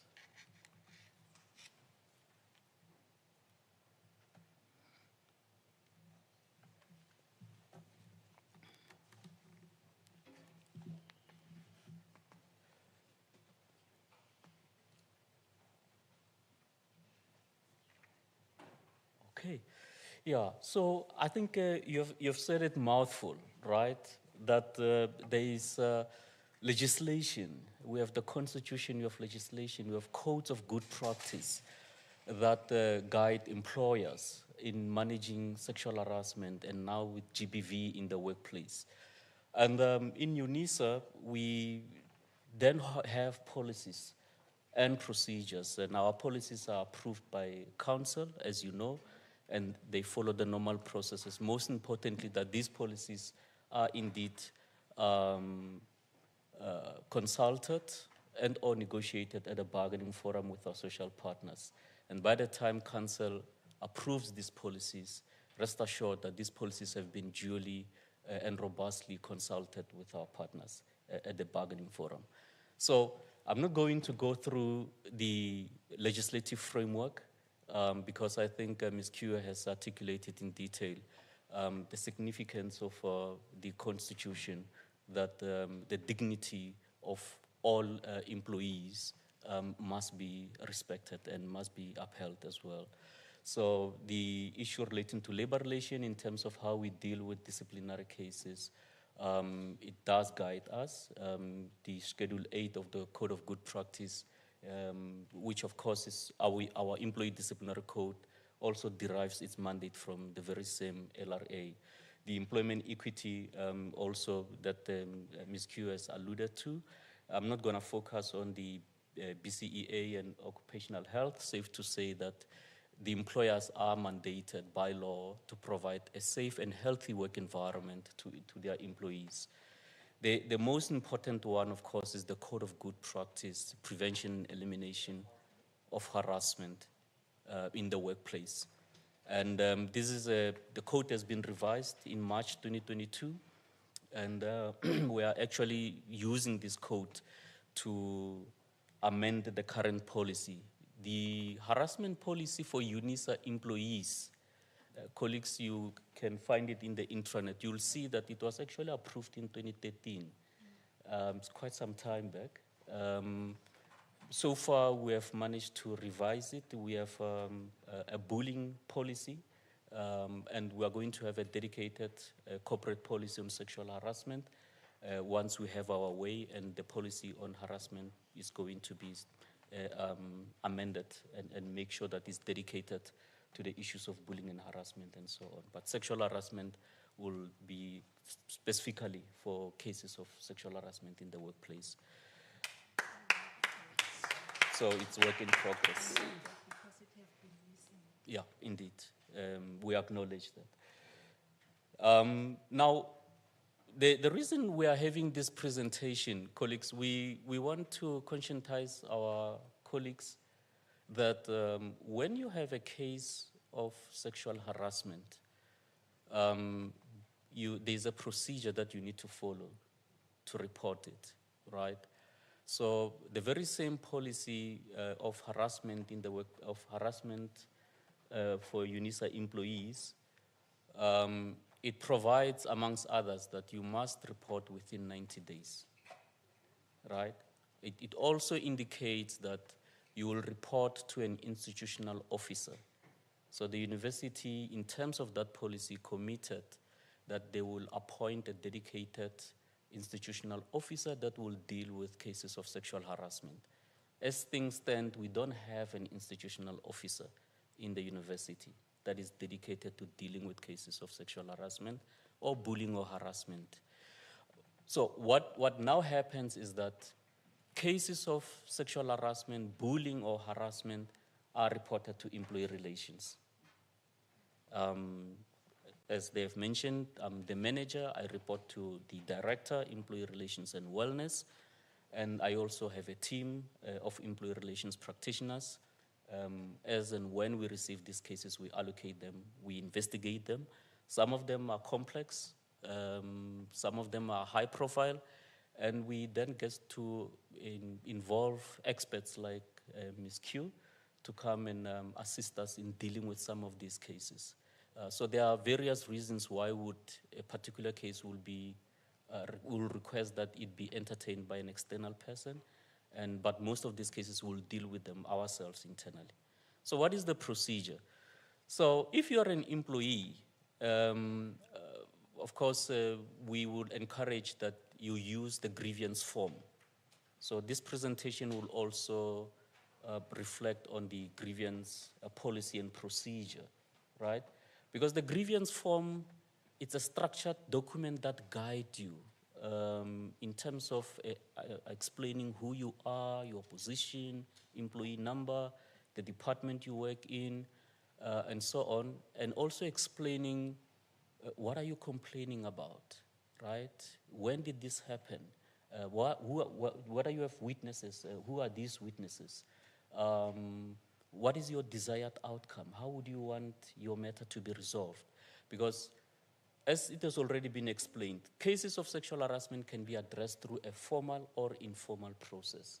And the harassment policy for Unisa employee make that provision that you can actually deal with those cases in terms of a formal process or informal process. Informal process means that we are not going to charge a person and howl a person before a disciplinary committee so that the person can face those charges. And we know that the likelihood, if convicted, is that the person could be dismissed from work.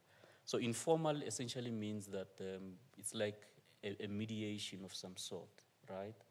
An independent person will then facilitate those discussions, bring the allegations to the attention of the alleged perpetrator, and really try to resolve the matter. A person will normally say, I'm sorry, I was not aware that my conduct actually borders on sexual harassment and so on, and it will be resolved there. What is important for victims in the main is that the perpetrator needs to be aware that what you have done was wrong, take responsibility, apologize, right? And we have seen some cases of that nature that we also resolved, but some of the cases where we recommended informal process, victims will reject. And we normally do so because we have analyzed the information and it has come to our attention that the prospects of convicting in a formal inquiry are very slim, and will recommend that an informal process be taken. But we will not force a victim to really agree to an informal process if he or she is not interested or does not support that process. So, Ms. Q also mentioned that, well, I'm being harassed by this person. This person is not an employee. Obviously, we can't charge that person, correctly so, because the person is not an employee. We don't have an employment relationship with that person. But the policy acknowledge that there will be instances where, let's say a student can complain against a staff member, and vice versa. A staff member can also complain against the student. We also have suppliers that render services here at the university. If they commit such acts of misconduct, sexual harassment, you have a right to report such people. And in such cases, if we investigate and there's a prima facie case of sexual harassment, we will then engage with the employers of that person that committed the act in the university. And the expectation would be that the employers of the perpetrator will then have to take action against that person and will support that process, making sure that the victim is available to testify and those kind of things. So even if it's a student, students are regulated in terms of their student discipline. They have a student discipline code that they follow to deal with such conduct. So the policy, where there are gaps in the policy, we will then borrow from the code of good practice, to then deal with a particular matter. Because indeed we acknowledge that there are gaps with the current policy that was approved in 2013. So we would always use the code of good practice to make sure that a matter that is reported is addressed adequately. Okay.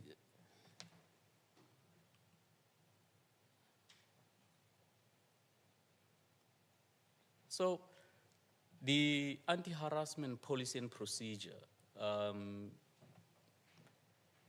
it's intended to create an environment free of harassment or bullying. And as I've mentioned, the policy was intended to create or to appoint an institutional officer that will then have an office, an anti-harassment office that will deal with those cases. Because we have not yet appointed this institutional officer, we have not established an anti-harassment office. These cases will be reported to employee relations, and employee relations will work closely with our wellness division, which division deals with EAP support to staff members, and so that the victims get the necessary support that they need. So your first point of contact is employee relations if there is a case to be reported. So the list here is not exhaustive. What do you do if you are being harassed or bullied? Well, these are some of the tips. Learn what a bully is and what a bully does. Recognize bullying behaviors, pay attention to signs outside of work that suggest you are a victim of bullying. Don't ignore the feeling. Most importantly, bring the allegations of bullying to the perpetrator so that he is aware that his actions, you consider them as bullying.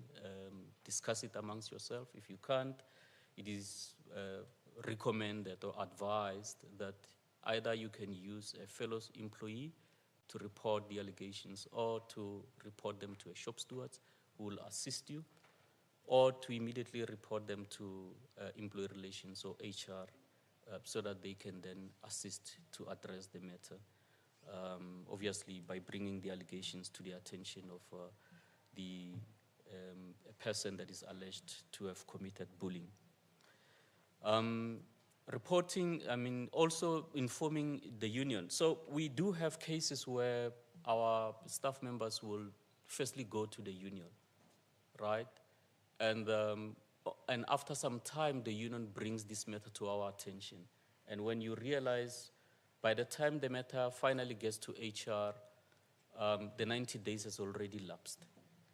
And procedurally, now that case is a little bit shaky because it was not reported promptly, as emphasized by the policies and procedures. So, and you'll know that even if you go to the CCMA and you say, my case is late, I'm applying for condonation, and the reason it's late is because I actually brought this case to the attention of my union, and the union failed to deal with the matter or to refer it. So the chances of that application being dismissed are also as good as the application can be considered or approved. So the message that we are communicating is that if you have reported the matter to a shop steward, equally report it to HR. Because by reporting to HR, then you have reported it to the employer. So the employer, therefore, is duty-bound in terms of its policies and legislation to then act. So the union, sometimes they will say, no, these are our members, would want to bring them together and try to resolve their issues. It's well and good, but HR must be involved because we do not want to also be setting a wrong precedent, because some of these cases would actually warrant a formal process to kick in and not to be dealt with through a process of mediation and so on. So, so by bringing the matter to HR would ensure, obviously, confidentiality, ensuring that there's compliance to policies, and also ensuring that the rights of all the parties involved are respected, and making sure that there is justice at the end of the day, which is very important. right? Even if the case, we lose the case, but at least the case would have been ventilated through a formal process that is governed by its legal prescripts. Yes, all cases that are dealt with internally, we all know, colleagues, that Unisa is not the final arbiter in determining these matters.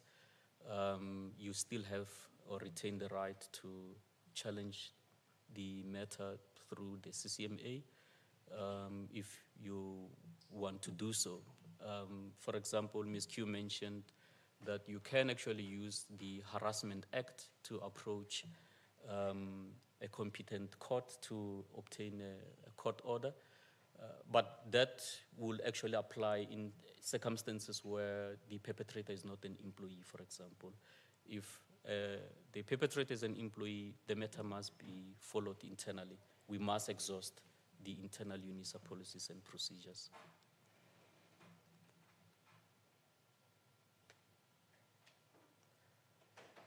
Yeah, as I've already mentioned, there are procedures to ensure that the resolution of a harassment complaint is sensitive, efficient, and effective.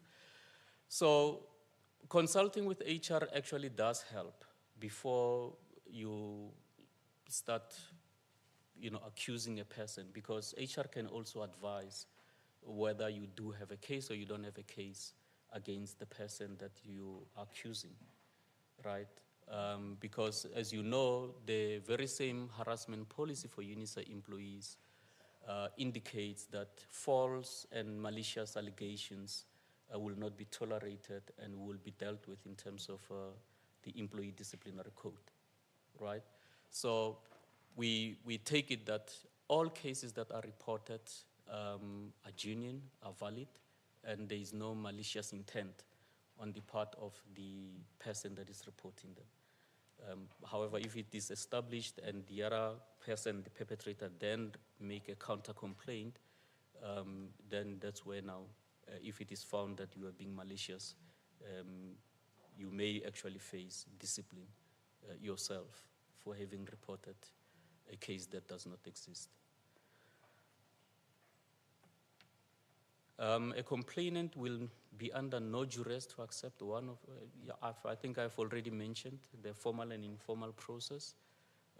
These are the two processes that are legislated, and the policy and procedure also, that is the harassment policy, also make provision for these two processes.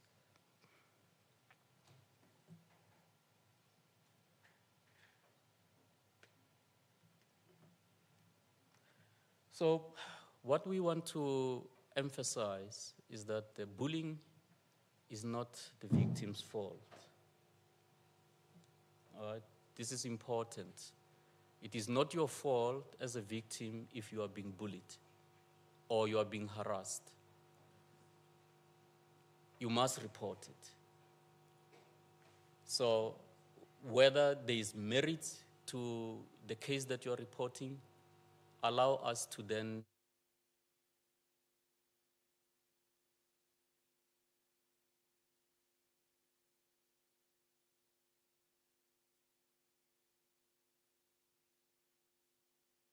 the alleged perpetrator should be engaged to respond to the allegations. So, because by not reporting, sitting with the problem, it's not helping, it's not helpful actually.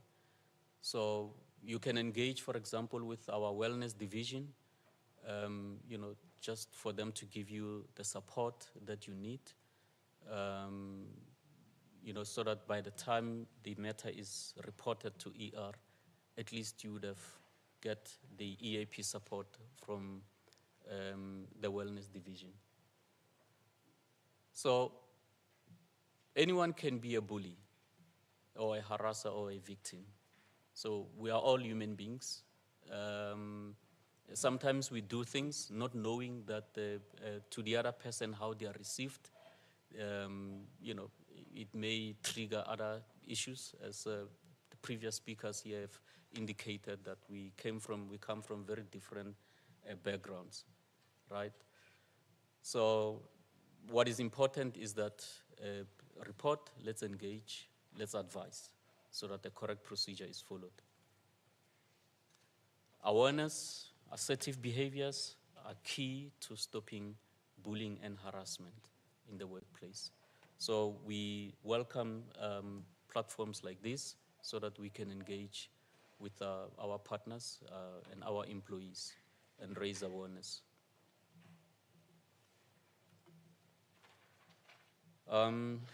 So with respect to the management of grievances, again, the same processes follow, because this is important that you distinguish between harassment policy for Unisa employees and, on the other hand, grievance lawyer. The policy on grievance, colleagues will know that it was revised in June 2023. The procedure is still in the process of being revised. The reason you see a date of November 2013 is because both the grievance policy and procedure were previously approved by council in November 2013. I think it was on the 22nd. But then we managed to revise the policy, and what is going to follow will be the procedure to align to the policy as well. Timelines, again, are important in terms of our policies. Even legislation indicates that any allegation of unfair labor practice must be reported within 90 days. And that's why our policies also make reference to the 90 days. However, that does not mean that if you have not reported a case within 90 days, it cannot be entertained. It would have to be entertained because we need to understand the circumstances that led to an employee not reporting the matter promptly. What were the reasons? And we will then weigh and advise on a course of action. Internally, of course, you can be represented by a shop steward of a recognized trade union, which is important, or a fellow staff member. Issues of legal representation don't apply here. I think the only time where a person can talk about being legally represented is when a case goes to a disciplinary process. And it has its own procedures as well. No one should be a judge on his or her own case. So it's very important that if I'm complaining against my line manager, he cannot be the same person that comes and says, no, let's sit, let's talk. What are you complaining about? And try to resolve the matter. So the case will then have to escalate, right? What the grievance procedure emphasizes is that if you complain against your supervisor, the complaint would then have to go to the manager, and the manager will try to bring the two parties together. And there are clear timeframes in terms of the grievance procedure once such a grievance has been brought to the attention of the employer.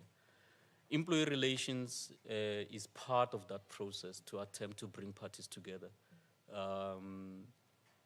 We will attend the meetings, we'll advise the parties, including the complainant, to make sure that we also comply with our time frames. Sometimes it's impossible to really comply with these time frames, colleagues, but what we're expecting is from the role players especially, is to communicate. You know, why is this grievance not being resolved within 15 days after it has been brought to the attention of the line manager? Because the system of the grievance management in Unisa is that it empowers line managers to resolve grievances that are reported in their environments. So instead of somebody external coming to tell you or to determine a grievance, we expect line managers to do that, to resolve grievances in their own environments, on condition that the person that is attempting to resolve is not the implicated party, of course.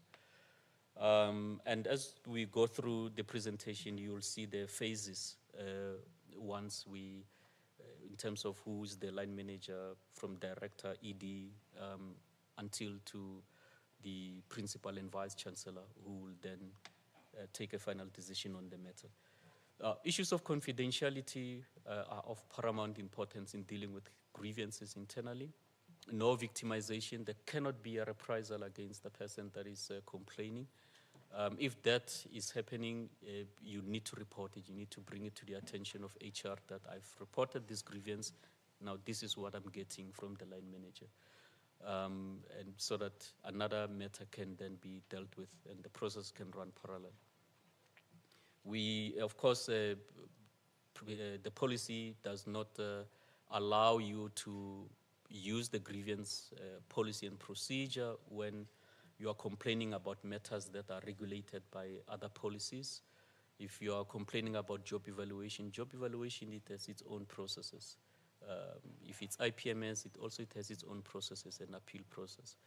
Ad hominem promotion, they have their own processes. The only time that employee relations get involved to entertain your grievance is because what you are complaining about is not regulated by other policies or other processes. Then we will deal with it in that way. So you cannot then go outside without firstly dealing with the matter internally. Even if you go to the CCMA, I think it will probably be one of the first points in the main to be raised that the matter was never reported internally. The employer is now denied the opportunity to try to resolve the matter. So we would then encourage that either we stay the dispute at the CCMA and allow the employer to try to address it internally. So it's important that we deal with these cases internally first. So the procedure quickly is that all grievances must follow an informal process, or like mediation, if you like. So we cannot invoke a formal process. Even if you submit a grievance form and you say you want to formalize your grievance, if the informal process has not been exhausted, we'll request that we revert to the informal process, because informal process actually is the most preferred, because it's not that legalistic. It allows parties to openly raise their issues, and in most cases we do find each other and try to resolve. However, if we cannot address the grievance to the satisfaction of an employee through the informal process, then a formal process kicks in. And here, the first line manager will deal with it up to a level of a director in terms of phase one. And this must be brought to the attention, or it must be invoked within 30 days after the informal process was exhausted. And the line manager must, within 15 days, try to resolve that grievance. As I've mentioned, it's up to a director who can then try to resolve the matter and issue a report. That report that will be issued, you will indicate whether you accept or you don't accept. If you accept, then it's the end of the process. If you do not accept, that means you will probably ask that the process of second phase must then kick in, which will be dealt with by the executive dean or executive director. Again, timelines are important. The procedure outlines clear timeframes in which these grievances must be addressed. And again, there must be a report which you must sign, accepting or rejecting. If the grievance is not finalized by a phase 2 process, it goes to the last phase, which is phase 3. And this phase can be dealt with by the VP or even the office of the principal and vice chancellor. So what then happens here is that employee relations makes a formal recommendation to the VC and said, please constitute a grievance committee. And the committee, made up of whether internal or external, they will therefore deal with the grievance and ultimately issue a report which will be ratified by the VC. And once ratified, it signifies the end of the internal process. Even if you remain dissatisfied, your recourse then will be to go to the CCMA, because the internal processes would have been concluded. So yeah, we will then communicate as soon as the decision has been ratified by the VC. We communicate within 5 working days. So these are some of the types of grievances that we will not refer them to line managers to deal with. Sexual harassment, It's our competence that we will deal with, not line managers. Appointments or promotions, demotions, benefits, training. These are the cases that we will investigate as HR and issue a report. And sometimes cases of IPMS, we get involved where there is issues of unfairness, violation or breach of policy and so on, that we also do get involved. So colleagues, this is my story. I hope I did not take longer because the presentation was for 30 minutes. I trust that you'll find the presentation informative. Thank you very much.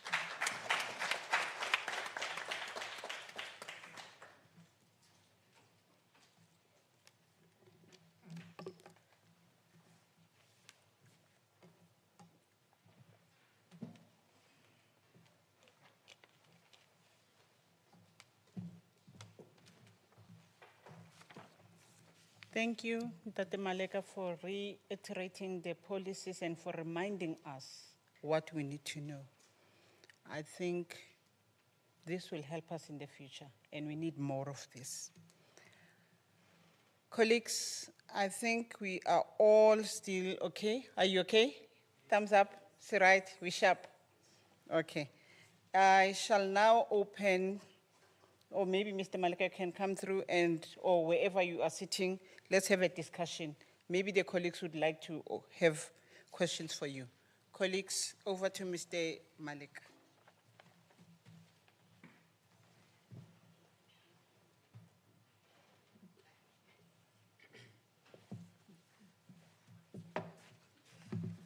Yeah, I almost forgot that there will be questions and answers. So in terms of the program, the colleagues, the platform is yours. You are welcome to ask questions of clarity to myself or our guest speaker, Ms. Q, and we'll certainly entertain those comments or questions. And there is a mic that is roving that you can also use through a show of hands. Doc? Good morning, everyone, and let me stand on the protocol that was already observed. Manakena, we just wanted to really appreciate you. Women are looking up to you from all corners where you're not even aware of, for making such huge impact in such a male-dominated environment where women are still so underrepresented. So I just wanted to share that appreciation. And then also, Mekarabo, thank you so much for visually, graphically pointing out what the lived experiences of our youngsters out there. Which brings me to my next point. Mekakambe, I hope I didn't butcher your name.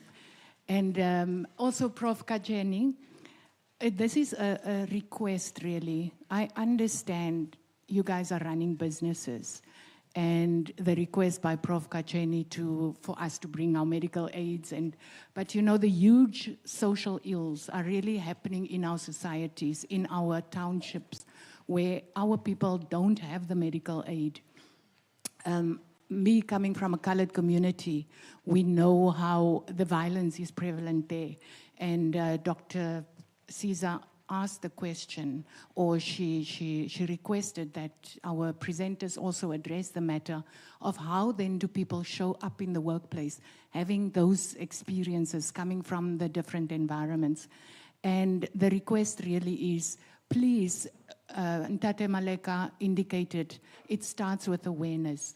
So perhaps as a, what do we call it, community engagement from your side, to please plow back into the communities and just have those awareness sessions where people don't have the access to the medical aids or to, you know, to the funding for proper legal advice. And then I just wanted to also highlight the one incident, for example, related to this request.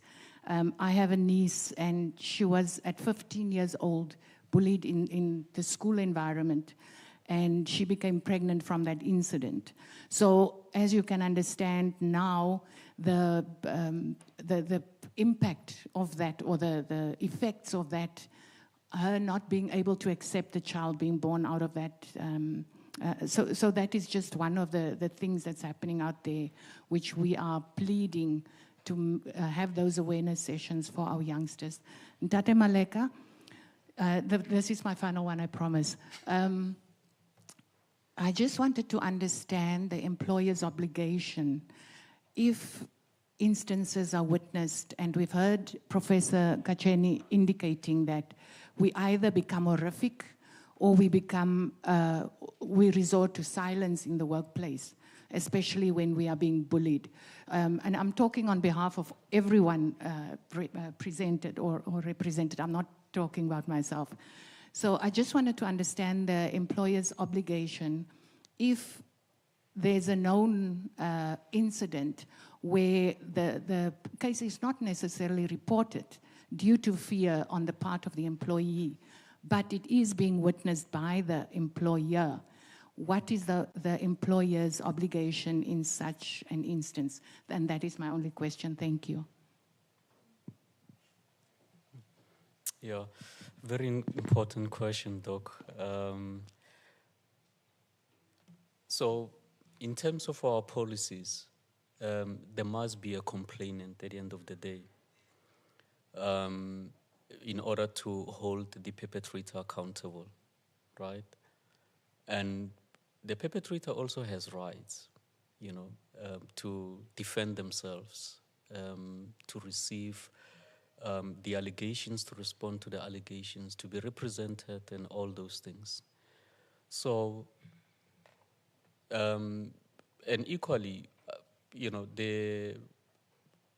for the employer, for one to say that the employer has a vicarious liability, which is what the law says, it's when the employer how is the employer becoming aware? Okay, so if, for example, an HR practitioner witness the bullying, for example, the HR practitioner, the first thing that they will do is to advise the victim to consider reporting the matter. If the victim is scared, the HR practitioner may then bring the matter to the attention of the manager or supervisor of the bully, right? To say, look, this is what I've witnessed. And either that matter can be reported within HR management itself so that at their level, the issue can be canvassed. But what is important is that if the matter is brought to the attention of the management or the manager of the bully would then be engaged to say, look, we obviously do not have a formal complaint. There is no case that we're putting against you, but this is what has been observed, and it has been brought to our attention. And the intention, of course, is for the bully to acknowledge or deny. But if they acknowledge, then we will then reach out to the victim to try to bring the two together. In most cases, they will deny, bullying anyone, and they would actually dare whoever that brought the allegations to actually bring the victim. So let's hear, what are you accusing me of? So I think what is important at the end of the day is that there must be a complaint, and the complaint must be investigated. And the complaint, if there is a case to be answered, whether through a disciplinary process, we must identify the witnesses that must come, and the victim say, look, this is how I was bullied, and so witnessed it, So that's how I will answer it. I don't know if Ms. Q, if there is any additional input legally, especially on issues of vicarious liability, that you want to comment on, where employer becomes aware and just turn a blind eye, that you want to comment on. No, I think you've covered it, because it's the awareness that must be, like if you're saying everybody, because that's the thing, people think everybody must know. And I think it's the evidence part of it, because as you mentioned, is the challenge is the evidence part of it. I mean, I'm smiling because literally on Monday I wrote an outcome with the same challenges. And the issue there was the employees did report, but the person who came to testify was ER who did the investigation. Now, the evidence of the ER person who came to testify on behalf of all the employees who are fearful of course, of what might happen, the access records, you know, in terms of showing everybody's access records. So I guess the principle in form is that to the extent that it is something that ER should know, and they do know, they don't always have to have a witness complainant who's coming to testify. But pursuing the case, obviously, then they would need, as you mentioned, the witnesses, because in this case, he ended up being also found guilty of other things because there was an investigation. But the challenge was the fact that everything that witness came as ER was hearsay. It's third party. I heard from so-and-so. So-and-so told me this happened. And that becomes, and that's what you were emphasizing, becomes the challenge in defending this case. And as a result, I really couldn't dismiss him. You know why? Because the initiator, because in companies the initiator is the line manager. The initiator, firstly, said this guy had done nothing wrong. The case is being led by employee relations.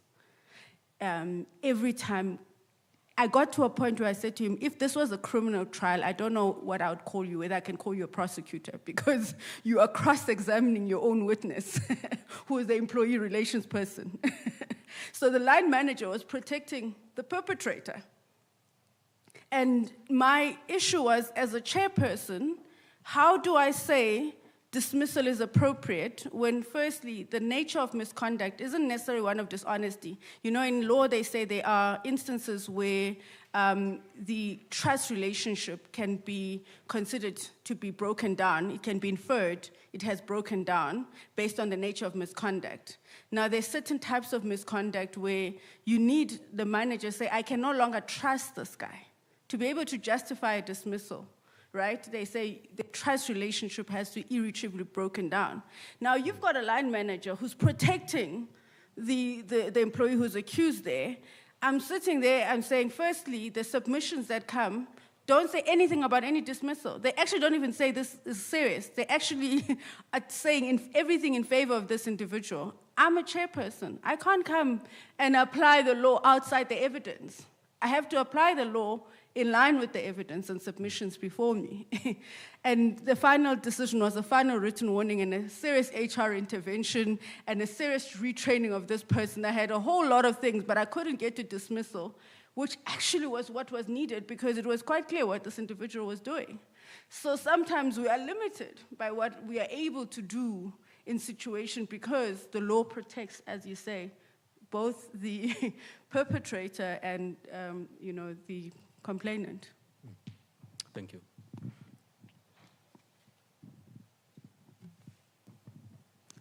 Okay, good afternoon, colleagues. Prof. Katlisi from College of Accounting Sciences. Mr. Malega, during your presentation, you mentioned that there are certain cases which would have to be dealt with by the institutional officer or by the anti-harassment office. But in our case at Unisa, we do not have such. So my question is, what recourse then does an employee have if, let's say, they report a case against an employee from either HR or from employee relations? So in that case, basically my question is, who then keeps employee relations accountable? Or in such cases, who will then handle that matter, number one, to ensure that the employee is not victimized, but also number two, to make sure that the case is handled objectively and with the due respect that it deserves? Thanks. Okay. Maybe let me try to respond whilst Dr. Matlabe's hand is up in front. So if there is a grievance against an ER person, obviously the ER person will not get involved in trying to entertain that grievance. The correct procedure, and look, colleagues, there are two processes, right? The complainant would say, I'm comfortable that this grievance be addressed in terms of the grievance procedure, meaning that the line manager will then have to deal with that particular grievance. Sometimes, depending on the nature of the allegations, if the conduct of an ER practitioner is the one that borders on misconduct, for example, they would probably have to appoint another person, competent or suitable person internally or externally, to then investigate the allegations. I suppose, as I've mentioned, I report to the acting director, ER and Wellness, and he would probably have to facilitate if there is a grievance against myself.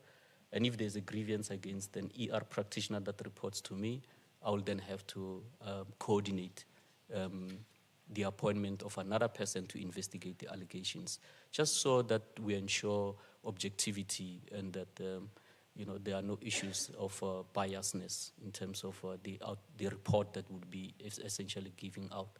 So if we are following a grievance procedure, the director will be the first one to deal with it. If it's not resolved to your satisfaction, it will go to the ED. If you're not happy with the ED, it will then go to the VC. The Vice Chancellor herself does not get involved in dealing with grievances, but the procedure empowers Employee Relations Directorate to make a formal recommendation to the Vice Chancellor to constitute a committee of independent panel members to look into that particular grievance and to issue a report. And if the Vice Chancellor is comfortable or happy with the report, she will then ratify it, and it will then close the matter internally. I trust that my answer covers everything.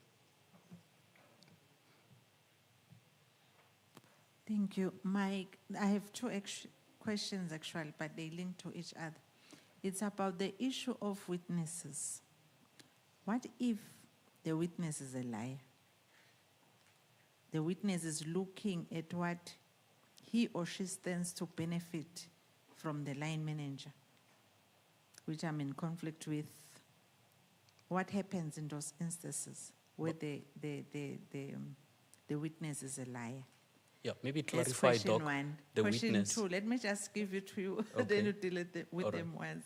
Then question two, it's when the witness refuses to talk because he or she is scared of what the perpetrator might do to him or her. Thank you.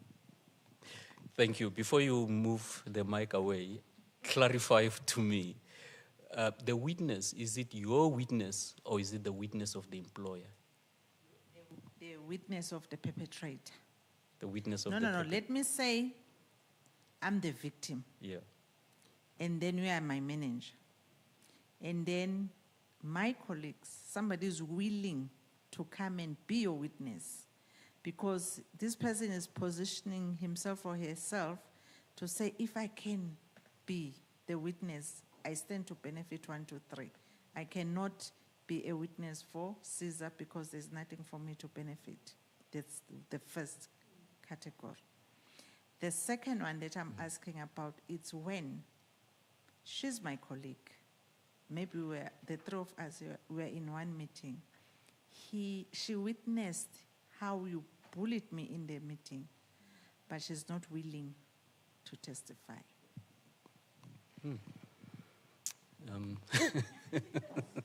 Interesting.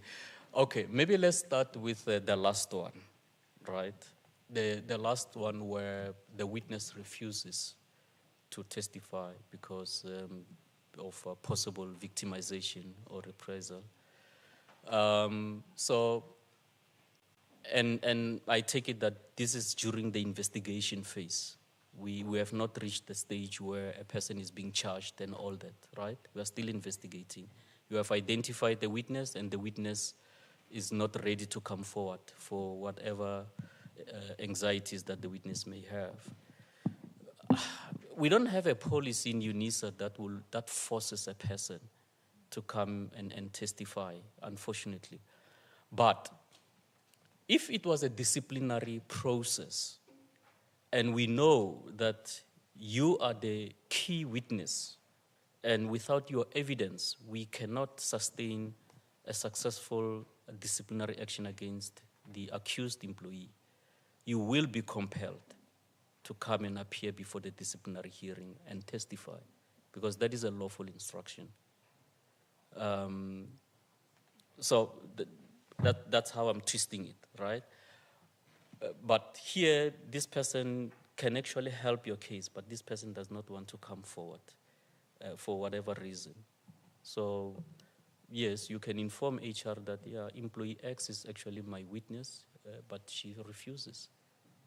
Look, the least we can do is to engage and persuade the person, because it will not end there during the investigation.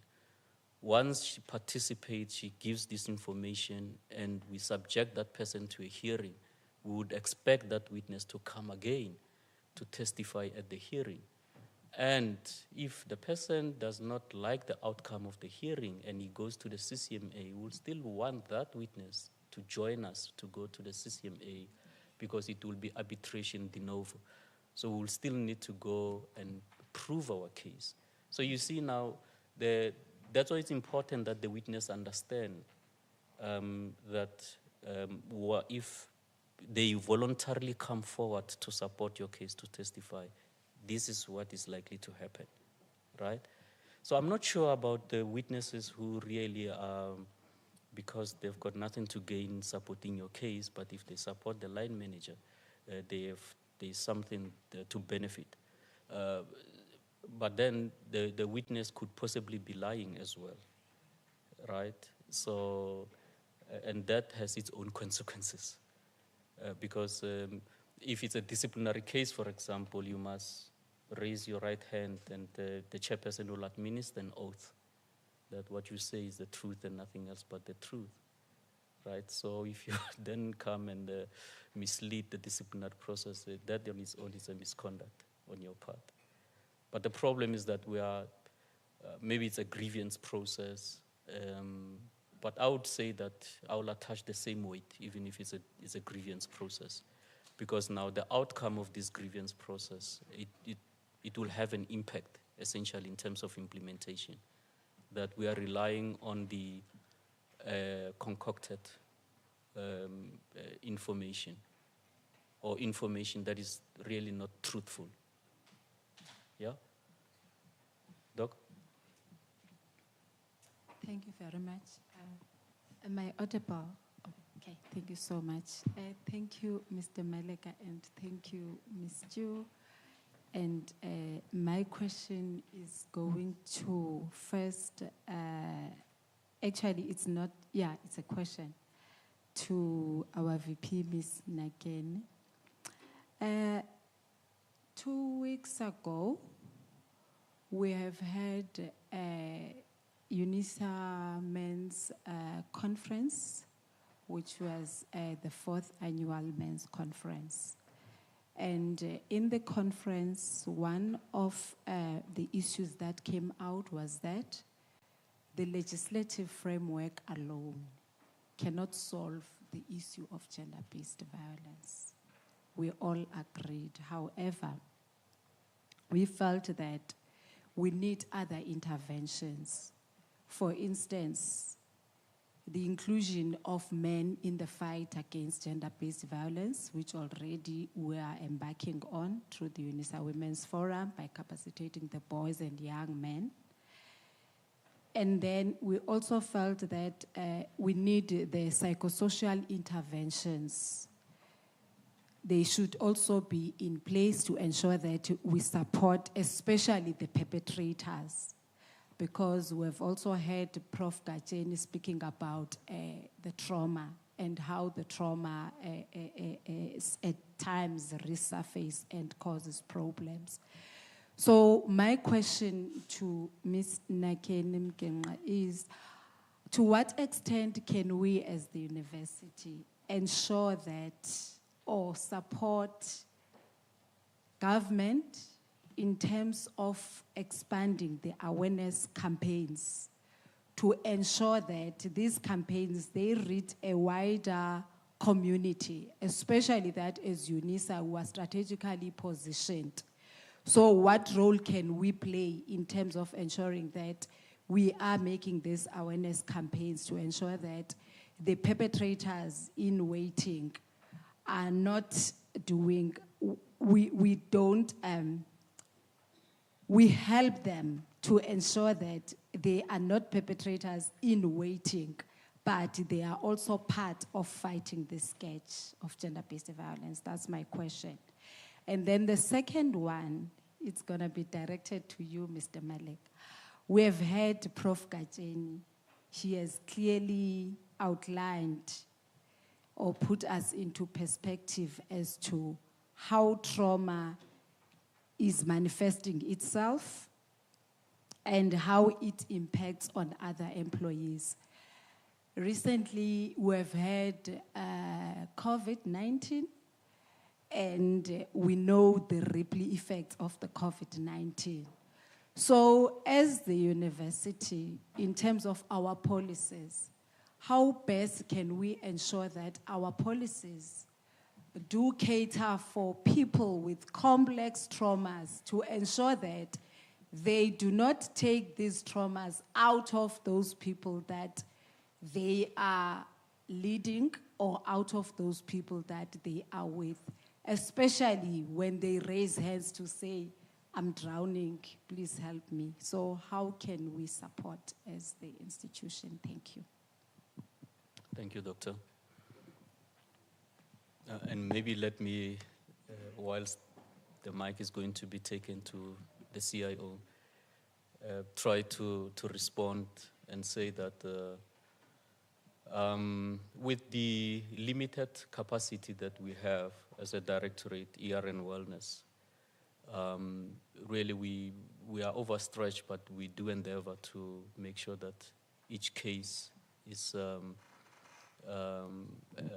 properly addressed and not rush cases, especially cases of mental health. We previously made a proposal to co-source, a service provider that is going to provide, and we trust that with the support of management, again, we are going to make another submission so that when we get a service provider that can support our wellness team 24/7, not only to employees of Unisa, but also to their families and so on, I think we can go a long way in addressing the issue. So we will be making such recommendations again. And I'm happy that we have the EDHR that was also recently appointed. We will engage him and make such similar request. Strategically, I think it will assist Unisa also trying to touch on the first question to address the issues of mental health holistically. Thanks.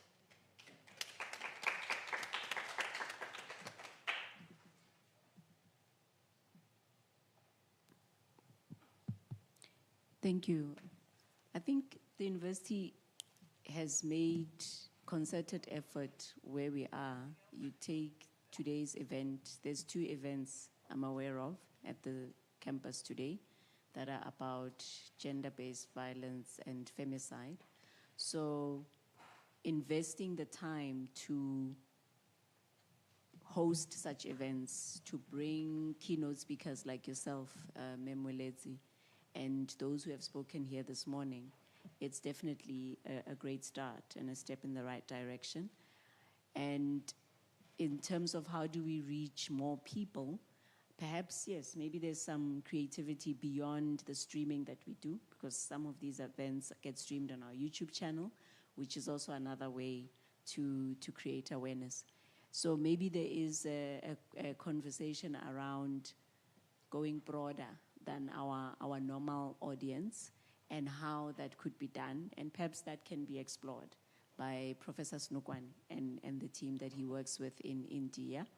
And I think maybe that's something to think about, but definitely taking the position that we have taken to have these events and the colleagues who organize them to identify the speakers that they bring and the messaging about what we should be focusing on in the event, it's definitely a step in the right direction.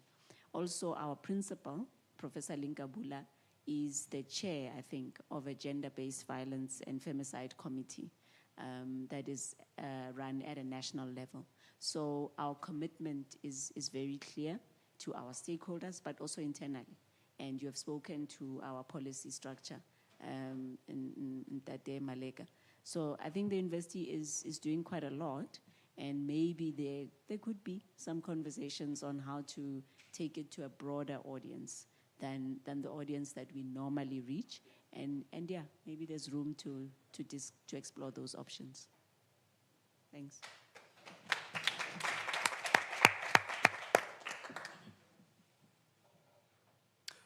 Okay, so, this last one at the back. I thought we were done. Thank you. Diketo from the College of Education. Mine is a very quick one.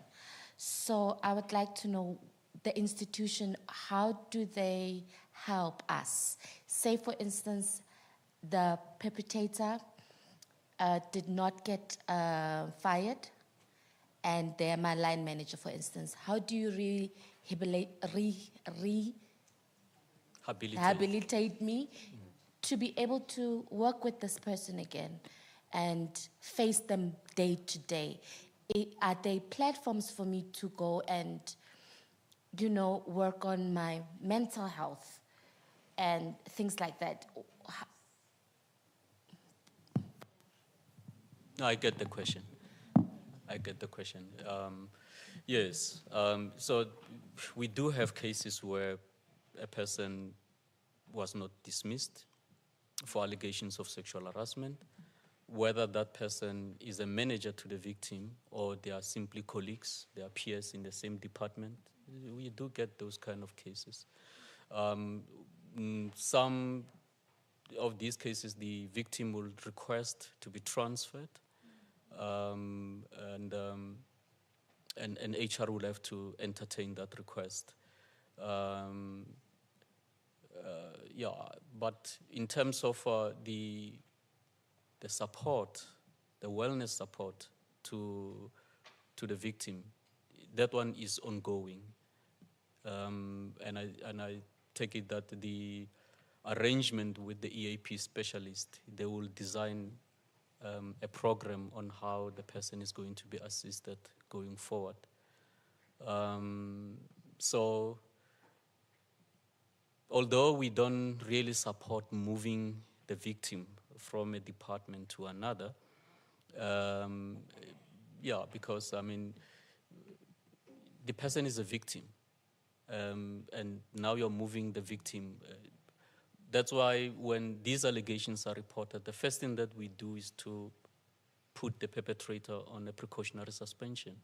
We remove the person so that we can investigate, so that even possible witnesses can freely come forward to provide more information. But yeah, the reality is that if a person is not dismissed, is still in the employ, we cannot move the perpetrator, because especially if you refuse, you cannot force to move a person. He was exonerated from a properly constituted disciplinary committee. So what you have to do as an employer is then to provide continued support to the victim. And if the victim proposes to be transferred, then definitely you have to consider that as the employer. I can only make those two comments, also based on experience. Thank you for the question.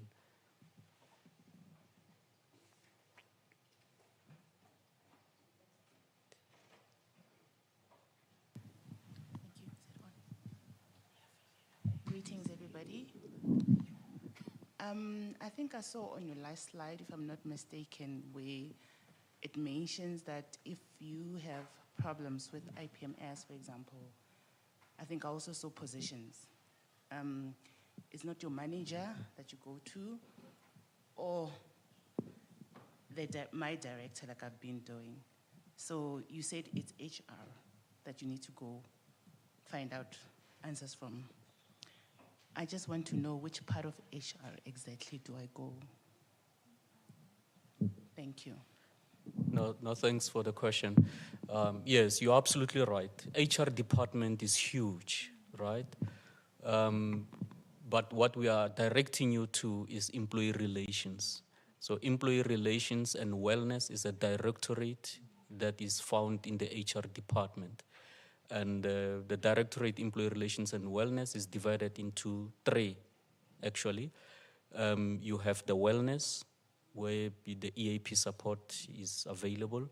You have employee relations that will investigate the allegations and charge a person, or entertain the grievance or complaint that is being put forward.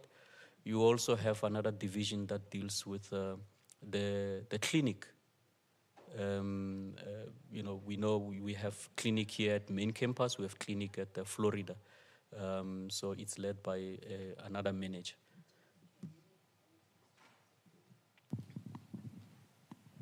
Okay, thank you for that clarity. Maybe I should be more specific. Like, for example, we've had in our department positions that were advertised and people applied, and before they could be shortlisted, they waited for good 2 years. And when the interviews finally took place, it's been March. I think I remember we were told that the results will be out within 4 to 6 weeks. It's been almost 9 months right now. I just want to know, like, is it normal? Should we be patient? We've never had anything from HR concerning our interviews, nothing whatsoever. I mean, we have anxiety, we are human beings. It's 9 months. Thank you. Yeah, so the advert would have an inquiry person, right? Have you followed up with the inquiry person? Thank you. Our shop steward, but then I'm saying this because I didn't know. I've never actually read through the policy to find out where exactly am I supposed to go if I haven't or if I haven't heard anything for this long. So I just saw right now, I've just learned that actually the right people to go to is HR, not my manager, not my director, not my shop steward. Thank you. Yeah, so like I've mentioned, we do have a directorate, staffing services, that deals with recruitment, transfer, secondment, and those things, right? So, and HR, of course, drives or facilitates the recruitment processes.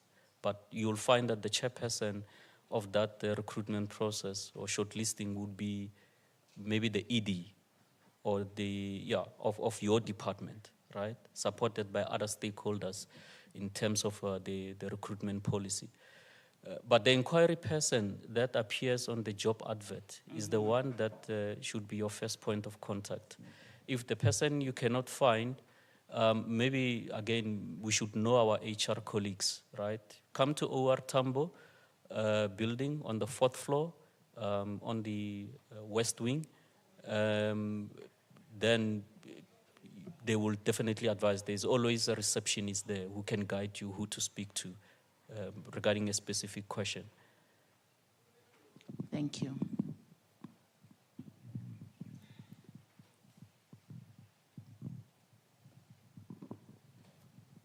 Oh, I think there's a question in front here as well. It's my last one, I promise. Let me just find out quickly, please.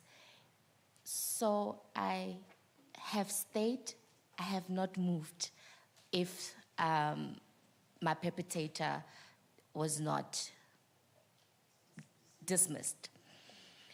And now I'm receiving support.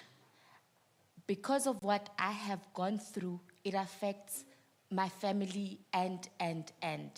Will they also be receiving support? And this support, is it internal? Am I advised? Am I taken somewhere externally? Because I cannot now be telling you things that I'm going through about somebody that you know. Because then I'll be be labeled the bad person in the corridors. If you can just break down if you don't mind, the support, is it internal or is it external? Thank you very much. Yeah, so far, the support that you'll get from employee wellness, it's internal, right? It may not include family members. But with the co-sourcing that we are advocating for, we actually previously had ICAS with Unisa, and would like to have a similar kind of an arrangement because the supplier will then be able to provide support to family members 24/7 and so on. But certainly, as things stand right now, attention will be given to you. The EAP specialist will only be focusing on you. So you'll bear with me if I can provide the contacts of Dr. Shelley Ann Williams that can explain more in detail about some of these services, the wellness services, because I'm not in that space.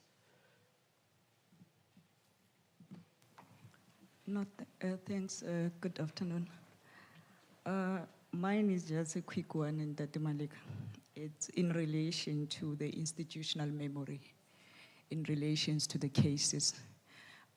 If we have stats in terms of the types of this harassment and the outcomes, so that we are able to track if indeed our policies are working or not. Because if you remember, there was an issue of memorandum of understanding with the Human Rights Commission, if my mind serves me well. And I think we are missing, maybe from our side, the reports in terms of what happened after. What is the institutional memory? How many people were affected by this or reported the cases, and how they were responded to or they were resolved? Because we are fighting the sketch that really it seems like there's no resolution. And the perpetrators, they are not being dismissed. We live with them every day. It's like for GBV, we know with the crime and all these things, you report today, tomorrow, the same day the person is working with you in the streets. So I think that might assist us in terms of tracking if we are doing well or not, and how to really seek interventions and also address where we are lacking as an institution. Thanks. No, thank you. Kolobe, I think it's more of a comment than a question. Yes, collaborative effort with external stakeholders, we do support it. And hence, in ER, we do have a panelists of experts that we utilize from time to time to deal with the internal cases. The one of Human Rights Commission, we know that it was occasioned by allegations of racism, if not mistaken, that were then investigated. But then the scope of the terms of reference was then expanded to look at other things and so on. But yeah, I think we also need to reflect on those things and also engage with our legal service department, because they will be the one that sign those memorandum of agreement with the bodies like Chapter 9 institutions like the Human Rights Commission. But we take note of that. Colleagues, if there is any additional comment or question, I'm available until we finish. So you are welcome to consult me, and then we can take it from there in the interest of time. So. We asked on the issue of stats, if we are keeping the stats and we are releasing it for us to be able to track. I think that is also what we're interested in. Where are you reporting? Because some of us were not sure how to access such information so that we're able to track. I just want to understand that part in terms of the stats. Where does the stats go and how do we report? Because we want to see how many cases the university is dealing with annually and how they were resolved. I think for me that was the question, maybe. Okay. All right. Yeah, maybe I may have missed that. Yeah. Yes, we do have stats. Each and every grievance, discipline, poor work performance, ill health, all the cases that are reported are recorded in the database. And they are tracked in terms of from start to finish, looking at the, you can say, jurisprudence of how cases are decided internally. How do we report? Well, we report to HR COG in some of our reports on a quarterly basis. But of course, they guide us in terms of the format in which we should report. It's just the numbers, really. Nothing about people's names. But you can see that last year we dealt with 110 disciplinary cases, for example. They relate to blah, blah, blah. And these cases were in the main reported from support. They deal with these issues. This is how they were resolved and so on. So we do have a case management, if to answer you. Maybe we should have, no accessing, not anyone can access. It's a management tool. It's not for everyone. And hence it will be shared at a high level like HR COG if they need that information, or MENCOM if they need that information. Yeah, but you will not get people's names. You can get the stats, as you put it. Yeah, but I suppose these are issues that we can engage even with organized labor, so that you are aware, because you command more than 65% of members in the institution in terms of how we can share information without violating legislation like POPIA and so on.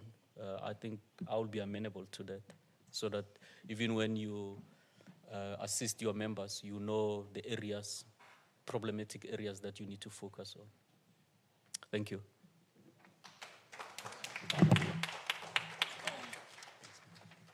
Thank you so much, Mr. Maleka, for the informative discussion and just allowing a dialogue between colleagues. We really do appreciate that.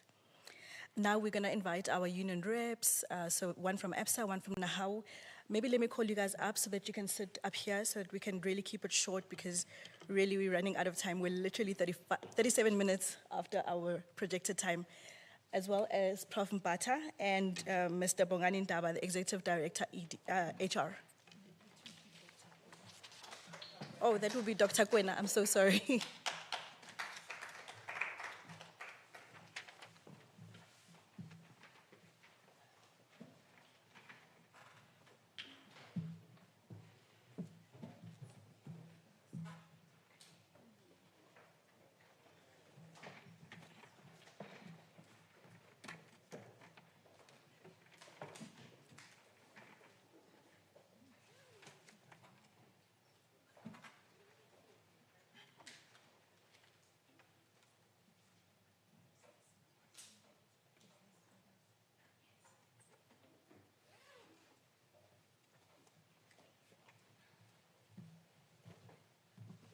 Before we start, panel, please note that we are very wary of time. Let's keep it to at least 3 minutes. Thank you.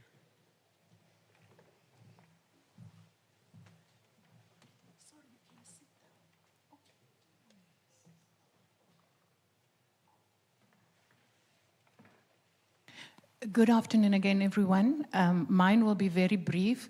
I am not Mr. Ndaba. I might look a little like him, but I'm Dr. Gwen van der Berg, and I'm from the Human Resources Development Department, and I am representing Mr. Ndaba. Mr. Ndaba's message is short and sweet, as can be expected from a man, so I will not be taking a lot of time. I am reading verbatim the message that you've sent me to share with you.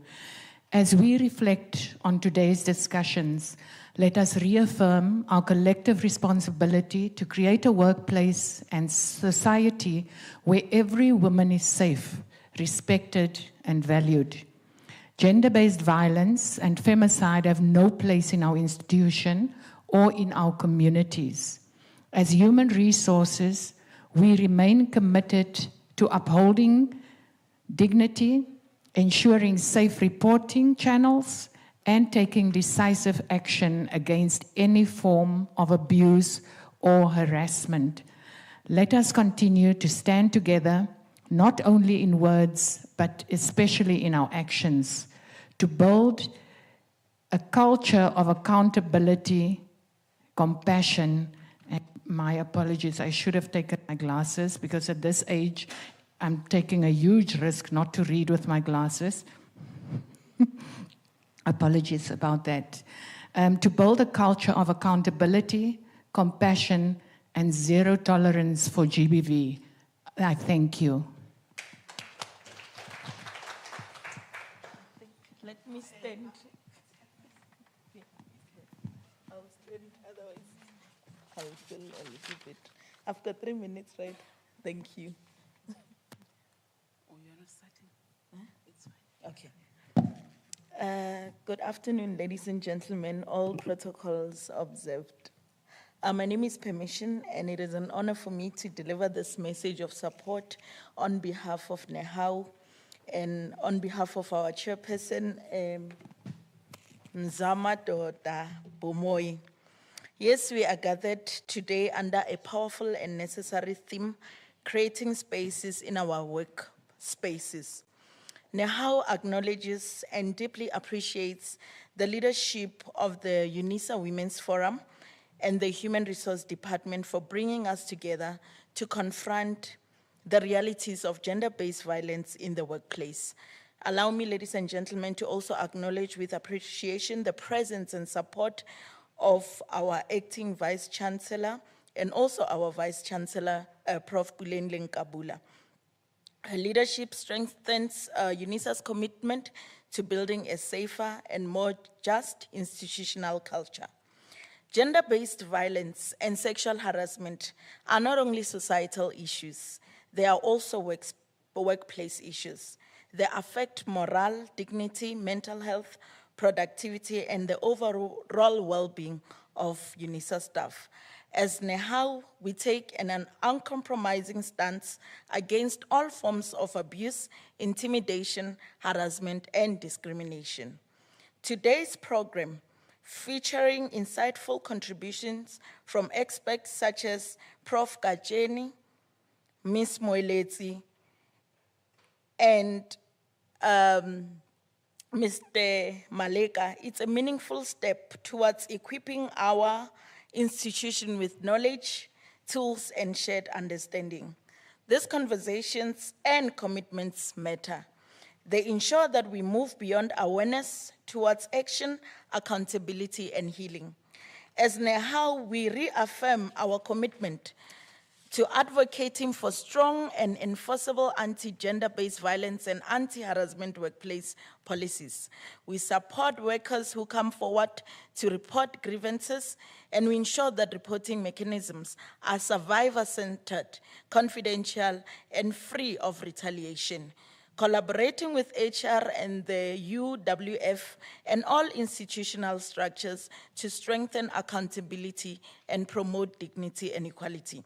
It is our collective responsibility as labor, management, leadership, and staff to create workspaces where every employee feels safe, respected, and protected. Safe spaces do not emerge by chance. They are built intentionally through policy, action, and culture. NEHAU stands firmly alongside the Unisa Women's Forum, the Department of Human Resource, and all partners present today. We commit ourselves to continued advocacy and collaboration to make Unisa a leading example of a workplace that actively fights against gender-based violence and supports all its employees. Thank you to the organizers for including us in this important dialogue, and thank you to the leadership for prioritizing this issue. And thank you to everyone for being here and also part of the change. I'll continue.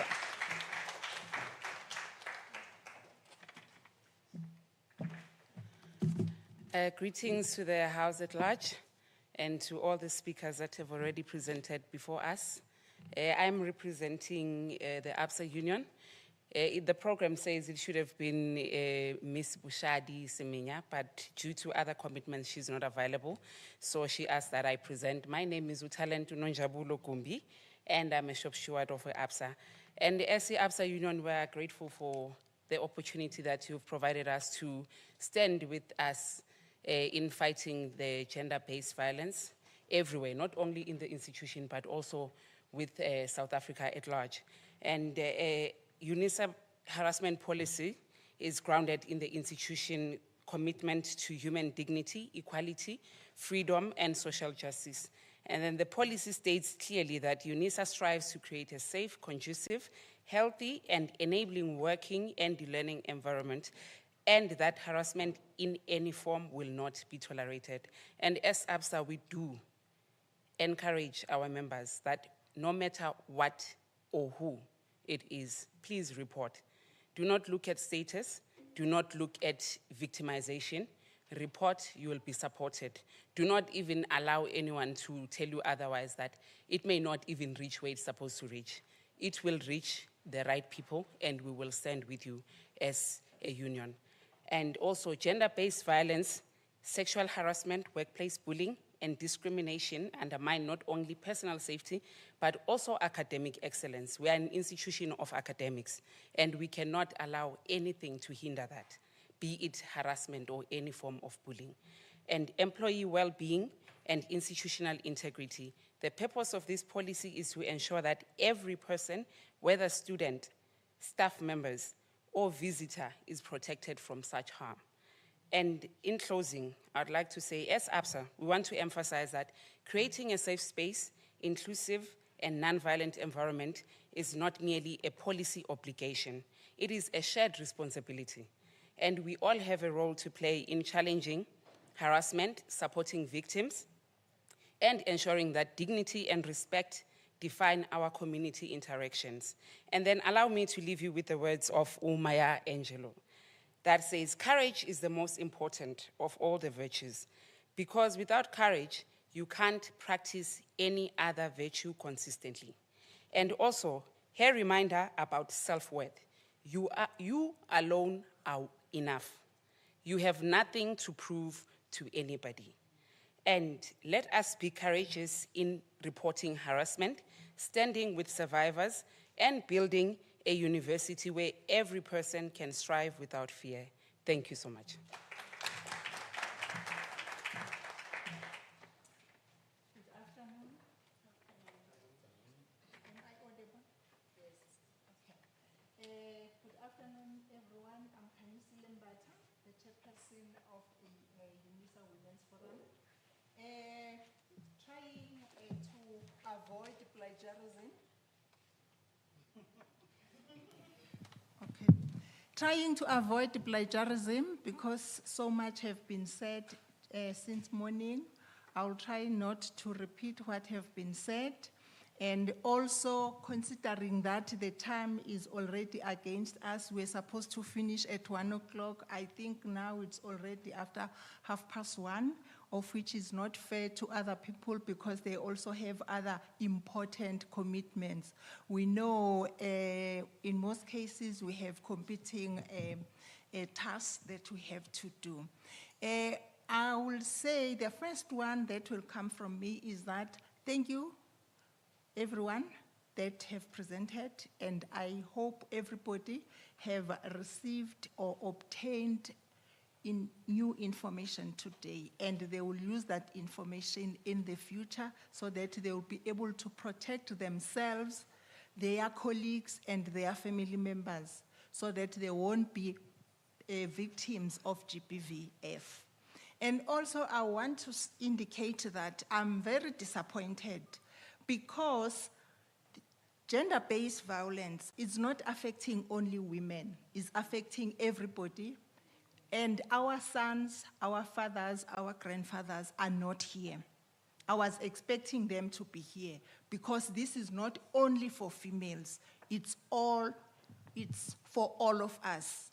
And they are not here, and they know so well that I always say the boys, the men were born by us. and we embrace them. When they are suffering, we are also suffering. And in the future, please tell colleagues, friends, or anyone from Unisa that in the future, if UWF has an event, that event is not meant for women only. It's meant for all of us. Because the information that was shared today, it's not only for women, but there are very few men that are here. There are less than 5, if I can count them.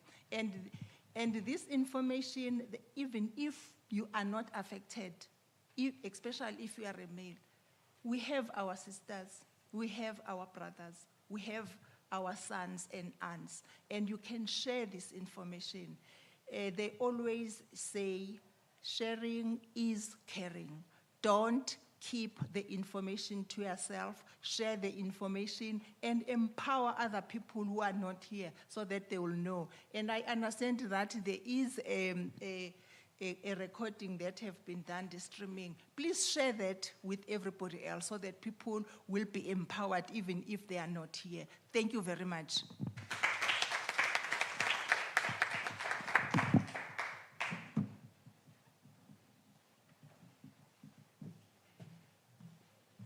Thank you to the panel. Thank you so much for the warm words. I shall now call Dr. Vuyokazi Sikaka. I think Doc understand how late we are. 2 slides, off we go. Thanks.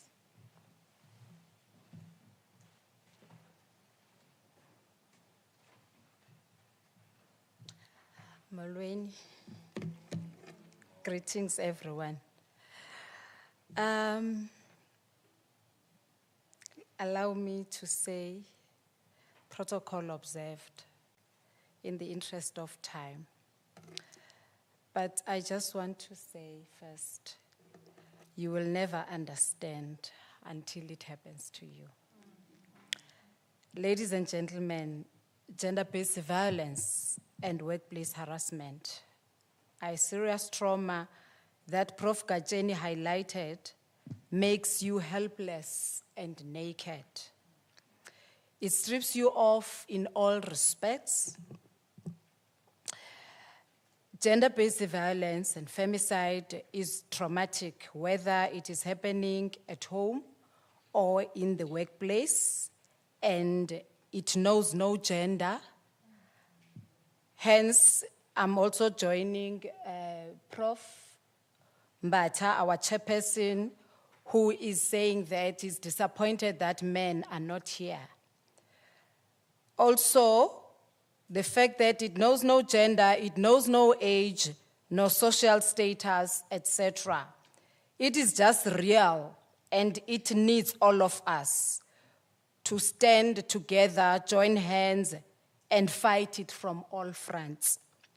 Today, as we commemorate the 16 days of activism against gender-based violence on women and girls, and as I extend our sincere gratitude to all of you as our esteemed guests, allow me to share with you that today I'm on day 40 after having lost my mother, who was brutally murdered at home in a rural community at the age of 73.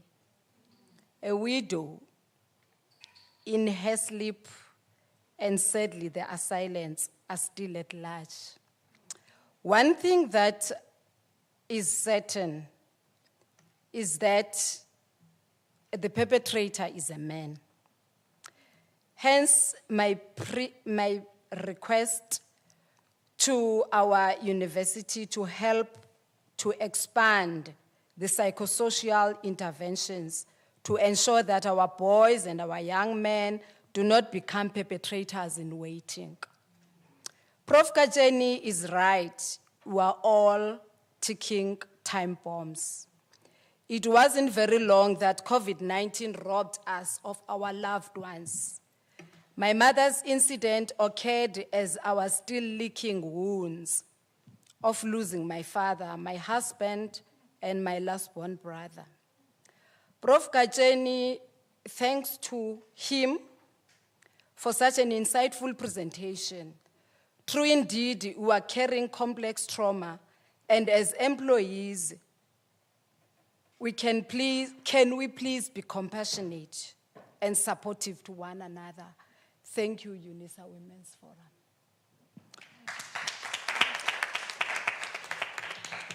Thank you, Ms. Mama Bolo, for a heartwarming meditation. The t-shirts paints the picture that most of us resonate with, but it is now time for us to change the narrative, do things differently, to avoid harm to others. Unisa needs us all. Ms. Nakene Mkingi, thank you so much for a heartfelt message of welcome. As Unisa Women's Forum, we echo the VC's sentiments.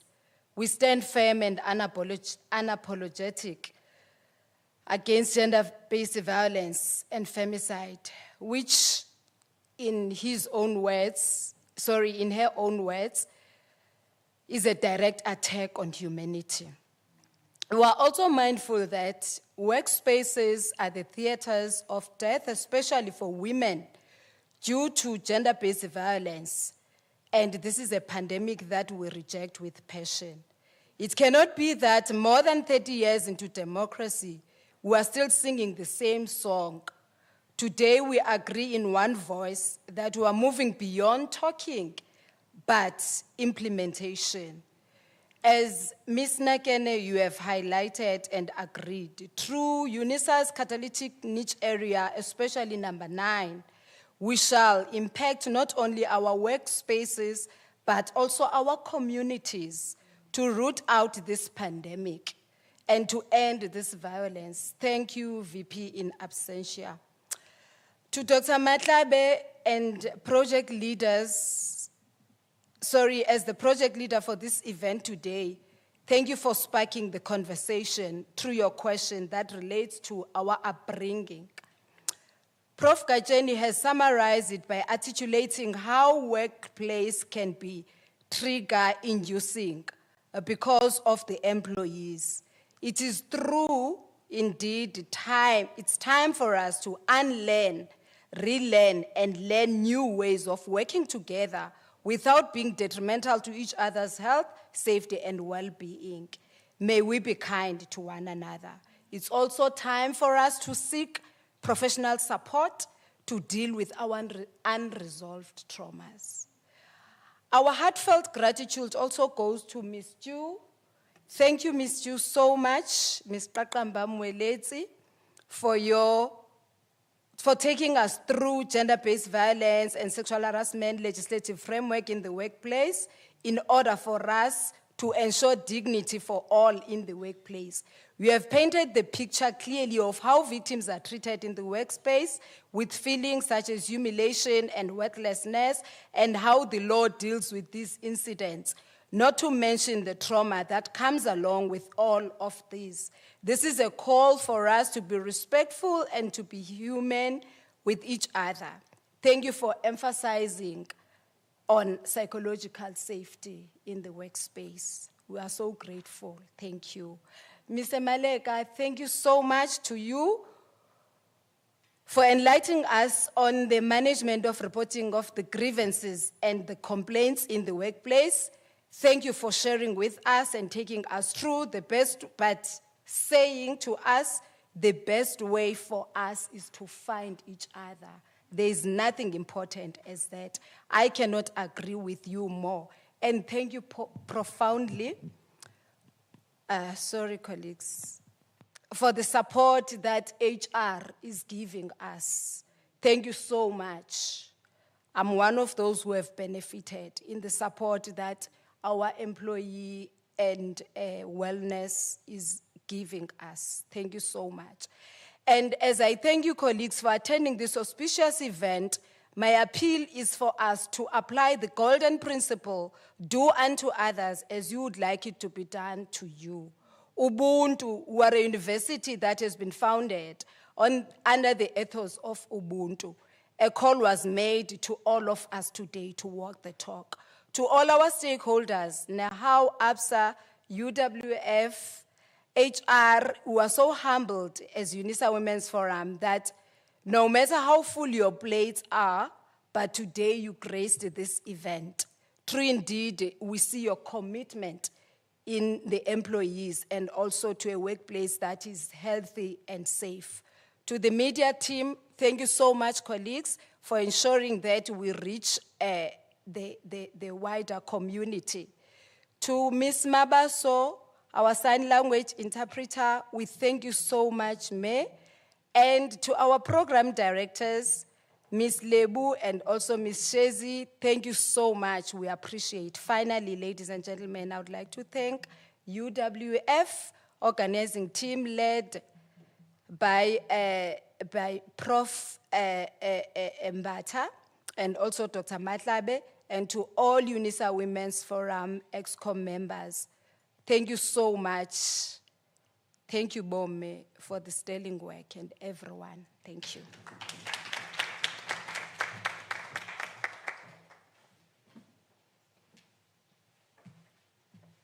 Thank you so much, Dr. Sigatra, for that vote of thanks. I'd like to call upon second last person that's going to grace us. That would be the poet, Deboho. I'm not sure if she's around here. She can just come to the front. Thank you so much.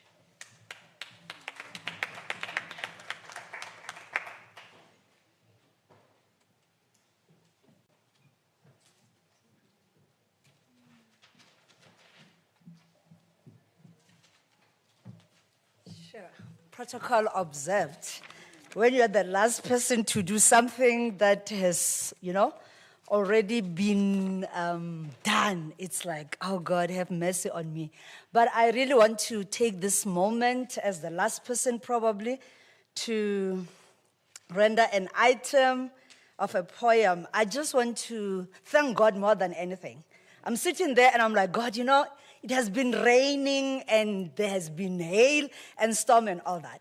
But you covered us all for today, So I really, And receiving all the information that was falling upon our soul, our hearts, our scars, I was just feeling, what? How are we going to be dealing with this thing? Because it's like, it's a world pandemic. And I'm the perpetrator, I'm the victim, I'm the healer. And in my heart, I'm like, God, still you have taken all the violation. So I believe that what violates you is also what heals you. And I want to speak with confidence to say, the creator who created you, he's the one that has violated himself because of love. So love is a double-edged sword. It's like it's a two needle that pierces you as you receive and partake of it. And one of our speakers said something like, you got to love yourself, need to hug yourself. But I love the questions that he posed. Who doesn't know pain? Who doesn't know trauma? And all of them, they tick. But something that also I think I want to leave you with is to say, who of us does not love love? Who of us is not a product of love? One of us is not the beneficiary of love, but the very love is able to scatter you. So the poem that I want to leave you with is called The Needles of Love. Okay, needles of love. Your love weaved me with hands of passion like a tapestry of beauty and admiration. Your hands of gentleness embraced me with warmth of your all touches of my all senses. You reminded me that there is still sweet melodies of more than the lovebirds, musicals in the morning of before the first rays of the new dawn out of my soul-crushing agonies of the piercing needles of love. Your eyes saw me in my scattered state of my life brokenness. You told me that I was all that you loved and will ever love. Yet, in my sleeping of my midnight dreams, your love needles loved me into my silent pillows. Did your love needles pierce me like the angry thorns of an angry thorny bush? I woke up with pillows of my bitter tears of your absence in the morning. Suddenly, the sun stopped shining through the windows of my soul into my soul. Suddenly, my sweet love warmth left my blankets without my love covering? Did I sleep with winter chills of love blankets when I smiled with you? Did I kiss the wind when I held to your sweet nothings of my in-love heart when we were lovers without the summer heat? The heat which turned without the love fires, the heat which rendered my love heart to ashes of our love stories. Your love whispered all the love words and the words of love into my thirsty ears. I did not know that soon and suddenly I would dance with the memories of my endless tortures, of your endless absence. I bleed with every memory of your yesterday promises. I did not know that loving you is more than the love needles. I bled with the seasons, in and out of all the seasons of my barren heart since you have been gone. I felt every pricking prick of your love needles more than I could bear, yet still is still your love, which mended my loveless heart without time. I nearly thought that loving you is without my bruised heart, yet when my heart fell in love with love, I fell in love with you again beyond the love needles of my bleeding heart.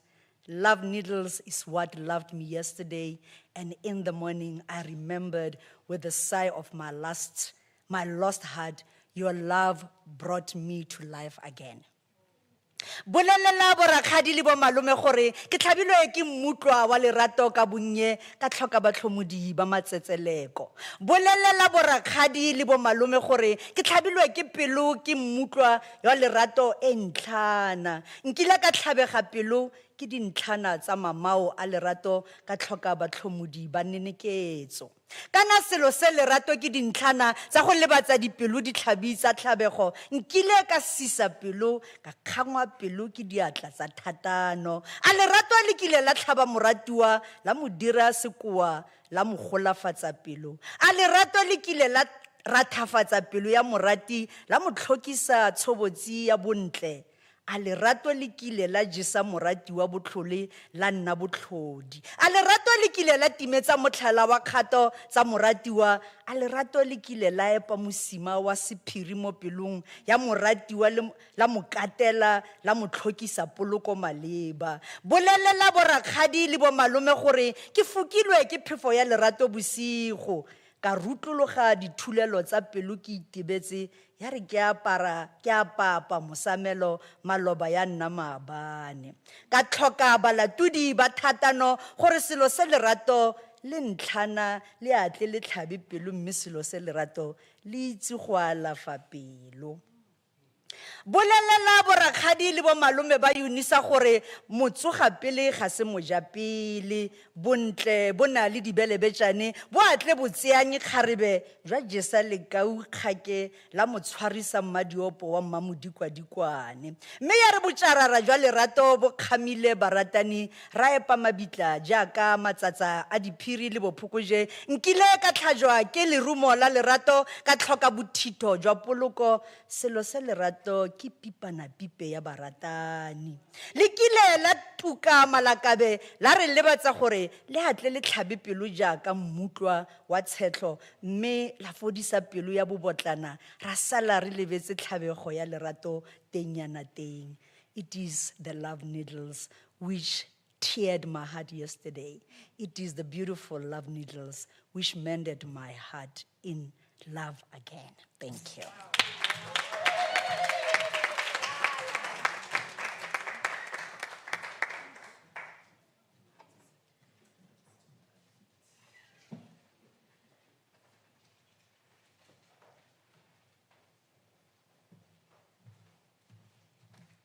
Lorato lo monate mma. Kutlile ba re madiopa ka lerato. Thank you so much. Ladies and gentlemen, we've come to the end of our day, of our event. It's time now to network and lunch. I'm not sure where's lunch, if there's lunch. Yes, while she's checking, let's network. Let's reminisce on what we have learned today. What a pleasure it was. I think we've got what we call take-homes in Ompago. We've got... Colleagues, I just want to introduce this lady because she didn't introduce herself well. She is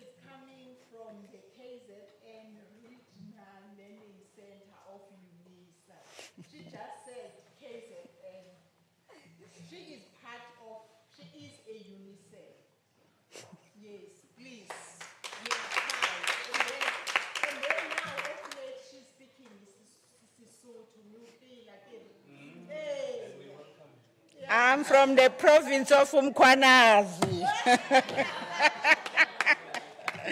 No, I'm joking, I'm from Unisa. Thank you so much, colleagues. We'll wait for the news, but thank you so much. You've been the best audience. Thank you.